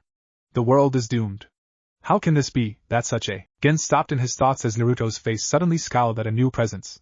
Turning to his right, Gen froze as silent tears slowly started to stream down his face. A man around the same age as Naruto was standing opposite to him with a powerful radiance glowing off of him. Moreover, another dazzling figure, one he had only seen once in his entire life, was standing next to him. The radiance of the light battled the hellish dark as the archetypal battle of good and evil commenced. Closing his eyes, Gen felt himself come out of the vision as the sound of rain settled once again into his ears and the cold air of the shop filled his nostrils. Wiping his tears, he stood up with the sword in hand as he walked into the kitchen to await the boy's return. Looking up to the heavens, he looked at the remains of the statue of the goddess that had held the sword and smiled. So this is what you meant. Now I truly give my hope and dreams to you, Naruto. May you find your true path. Though it isn't much, I hope that you will use this to fulfill your destiny. Your path will be unbearably difficult, but with her help I have faith in you. Naruto walked towards the trash site in ominous harmony, as the rain continued to wash the blood from his hair. Gato was dead. After being released Tsukiyomi, he had immediately stabbed his own throat. It was an incredible feat since Tsukiyomi was supposed to induce a comatose state. His desire to die had been so great that he had overcome his unconsciousness. But it was over now. Walking over to Hayami, he took off his coat as he placed it over her limp and cold figure. Holding her frail body in his arms, he finally dropped down to his knees in the mud and cried. The rain, splashing against his frozen red irises, intertwined with his tears in a requiem of agony and pain. Here, with Hayami's death, he would abandon all humanity and live as a shadow. He had killed her, his best friend, with his own hands. The greed of others were just catalysts to the event. It was his existence that caused harm to others. Burying his head into her shoulder, he closed his eyes as her white hair covered his face. If only he could hold her warm hand or hear that voice again, but it was impossible. Fate had dictated his life to an endless hell. The treatment from the villagers due to the Kyubi, Shursue's death, Itachi's betrayal, his abandonment of the village, Hayami's death. He needed to get away and be alone. He realized that now. Only by himself could he possibly keep his heart at bay. He would never experience this again. No, he couldn't experience this again. Releasing all his anger, his sadness, and his memories, he let the rain wash it away as he finally stood up and began walking again. That day, a piece of him, the ability to love, died and withered with the trash laid haphazardly over the sunken and all too unstable ground of the site. Such was the true birth of Naruto of the Jugen. Walking up to the highest point in wave, he created a bunchen to hold her while he started to dig. His nails bled as the hard soil and debris tore through his skin, each clump of dirt sloshing behind him due to the intensity of the rain. He continued this process with an almost possessed air, his mechanical arms plowing through the already collapsing mud. But somehow, he finally managed to dig a proper grave. Taking Hayami's body from the Kage Bunshin, he hopped down into the prodigious hole and laid her down. This is the best I can do for you now. I'm sorry. Jumping out of the man-made trench, he slowly covered it back up with the soil. Each patch covered her pale face until her entire figure was eventually enveloped by the ground. Patting the surface, he then took 2 tree branches and smoothed them out by using chakra-formed blades coming from his fingers. Placing them on top to show that it was a grave, he then turned away as he walked back down the slope. And as he walked, the pouring rain cleansed the mud from his hands. Gen's eyes fluttered open as he felt a familiar yet frighteningly foreign chakra approach his door. The figure stood there for a while before the portal finally creaked open, revealing a soaked Naruto standing in the doorway. Naruto simply stared at the man for a second before heading towards. Before he took the first step up though, he quietly murmured a few words. Hayami and Gadu are dead. I'm leaving. With that, Naruto headed upstairs to gather some belongings. Gen sighed as he rubbed his temples. He had already seen this vision earlier that night, but reality was always harder to deal with. A pain constricted in his heart as he looked at the sword in his hand. For a brief second, he wanted to run upstairs, hug the boy with all his might and tell him that it was okay, that things would get better, that he could stay here and try to carry on, but that was a foolish thought. To go against the visions of the Mikamura clan always resulted in a horribly damaged timeline. Moreover, if his vision came true, Naruto walked downstairs quietly with a small sack tied behind his back.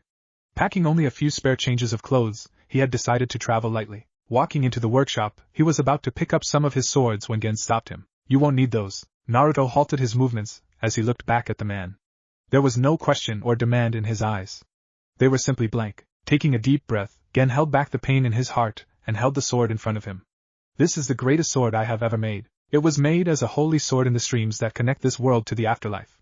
Having no name, it has yet to find a proper owner. I made this 60 years ago, and it is still the greatest piece I have ever forged. Taking it out of the deceivingly simple black metal scabbard, a sword with intricate glowing blue engravings rang out a song of pure power in the small workshop. Naruto's own icy blue ones locked onto the engravings as he felt a strange urge to suddenly hold it. Seeing his reaction, Gen smiled as he sheathed it and held it up for him to grab. However, it is not finished yet. As Naruto's hand grasped the sword scabbard, a violent wind broke out as the sword inside rattled. Naruto's eyes narrowed as he felt the sword shake with increasing energy and felt his own chakra being sucked into it. I simply gave the sword a physical form.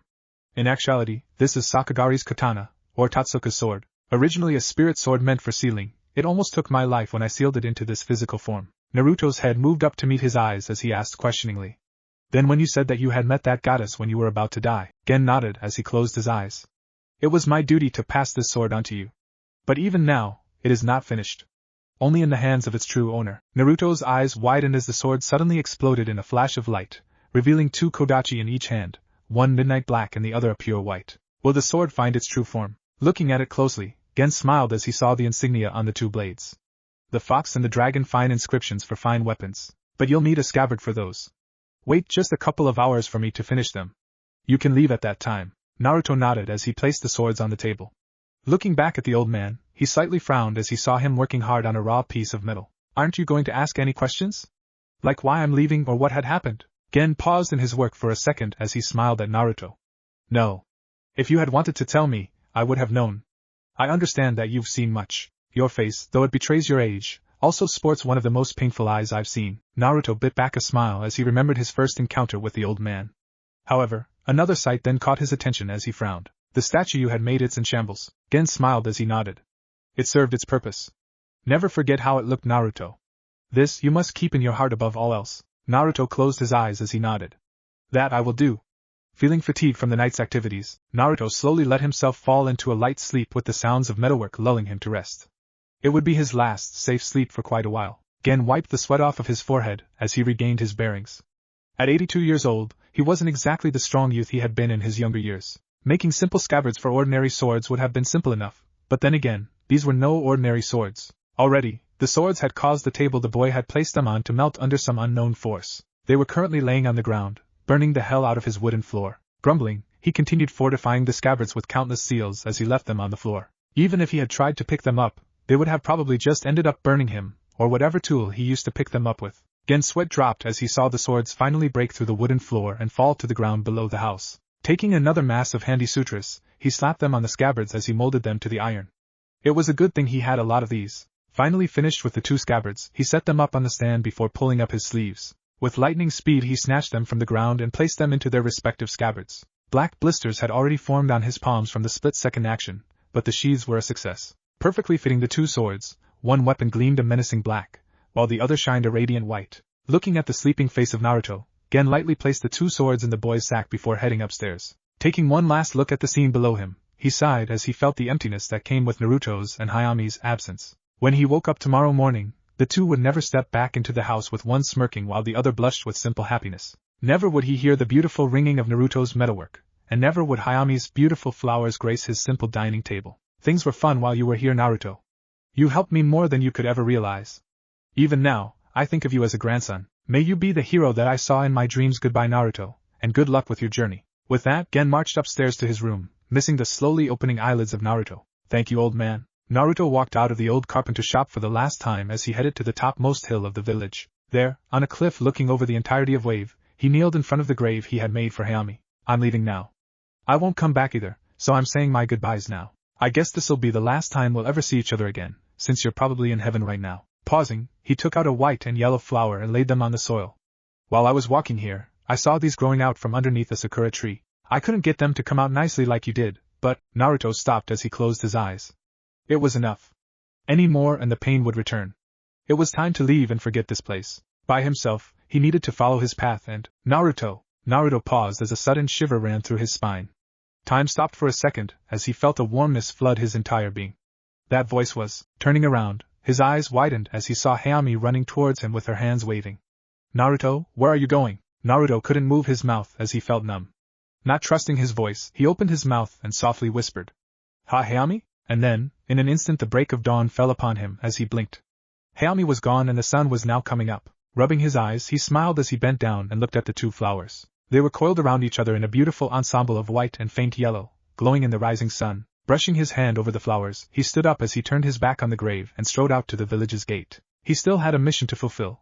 Only this time, he was not alone. True, he had lost his capacity to love others that night, but he had instead gained 2 pillars that would support him for all eternity. Taking out his twin kodachi, he pulled out the black sword as he bit his finger. Drawing kanji across the blade's surface, the kodachi gleamed a glorious black with a crimson red at the base of the blade. Doing the same to the other, the blood shifted colors to a permanent red as he looked at them in resolution. You, on my left, black with the power of the greatest fire, shall be called Gen.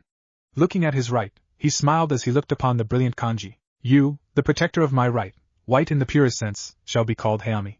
Sheathing the 2 once again, the kodachi shook with satisfaction at the names. The light of his eyes changed as dullness turned to a sharpness fiercer than any blade.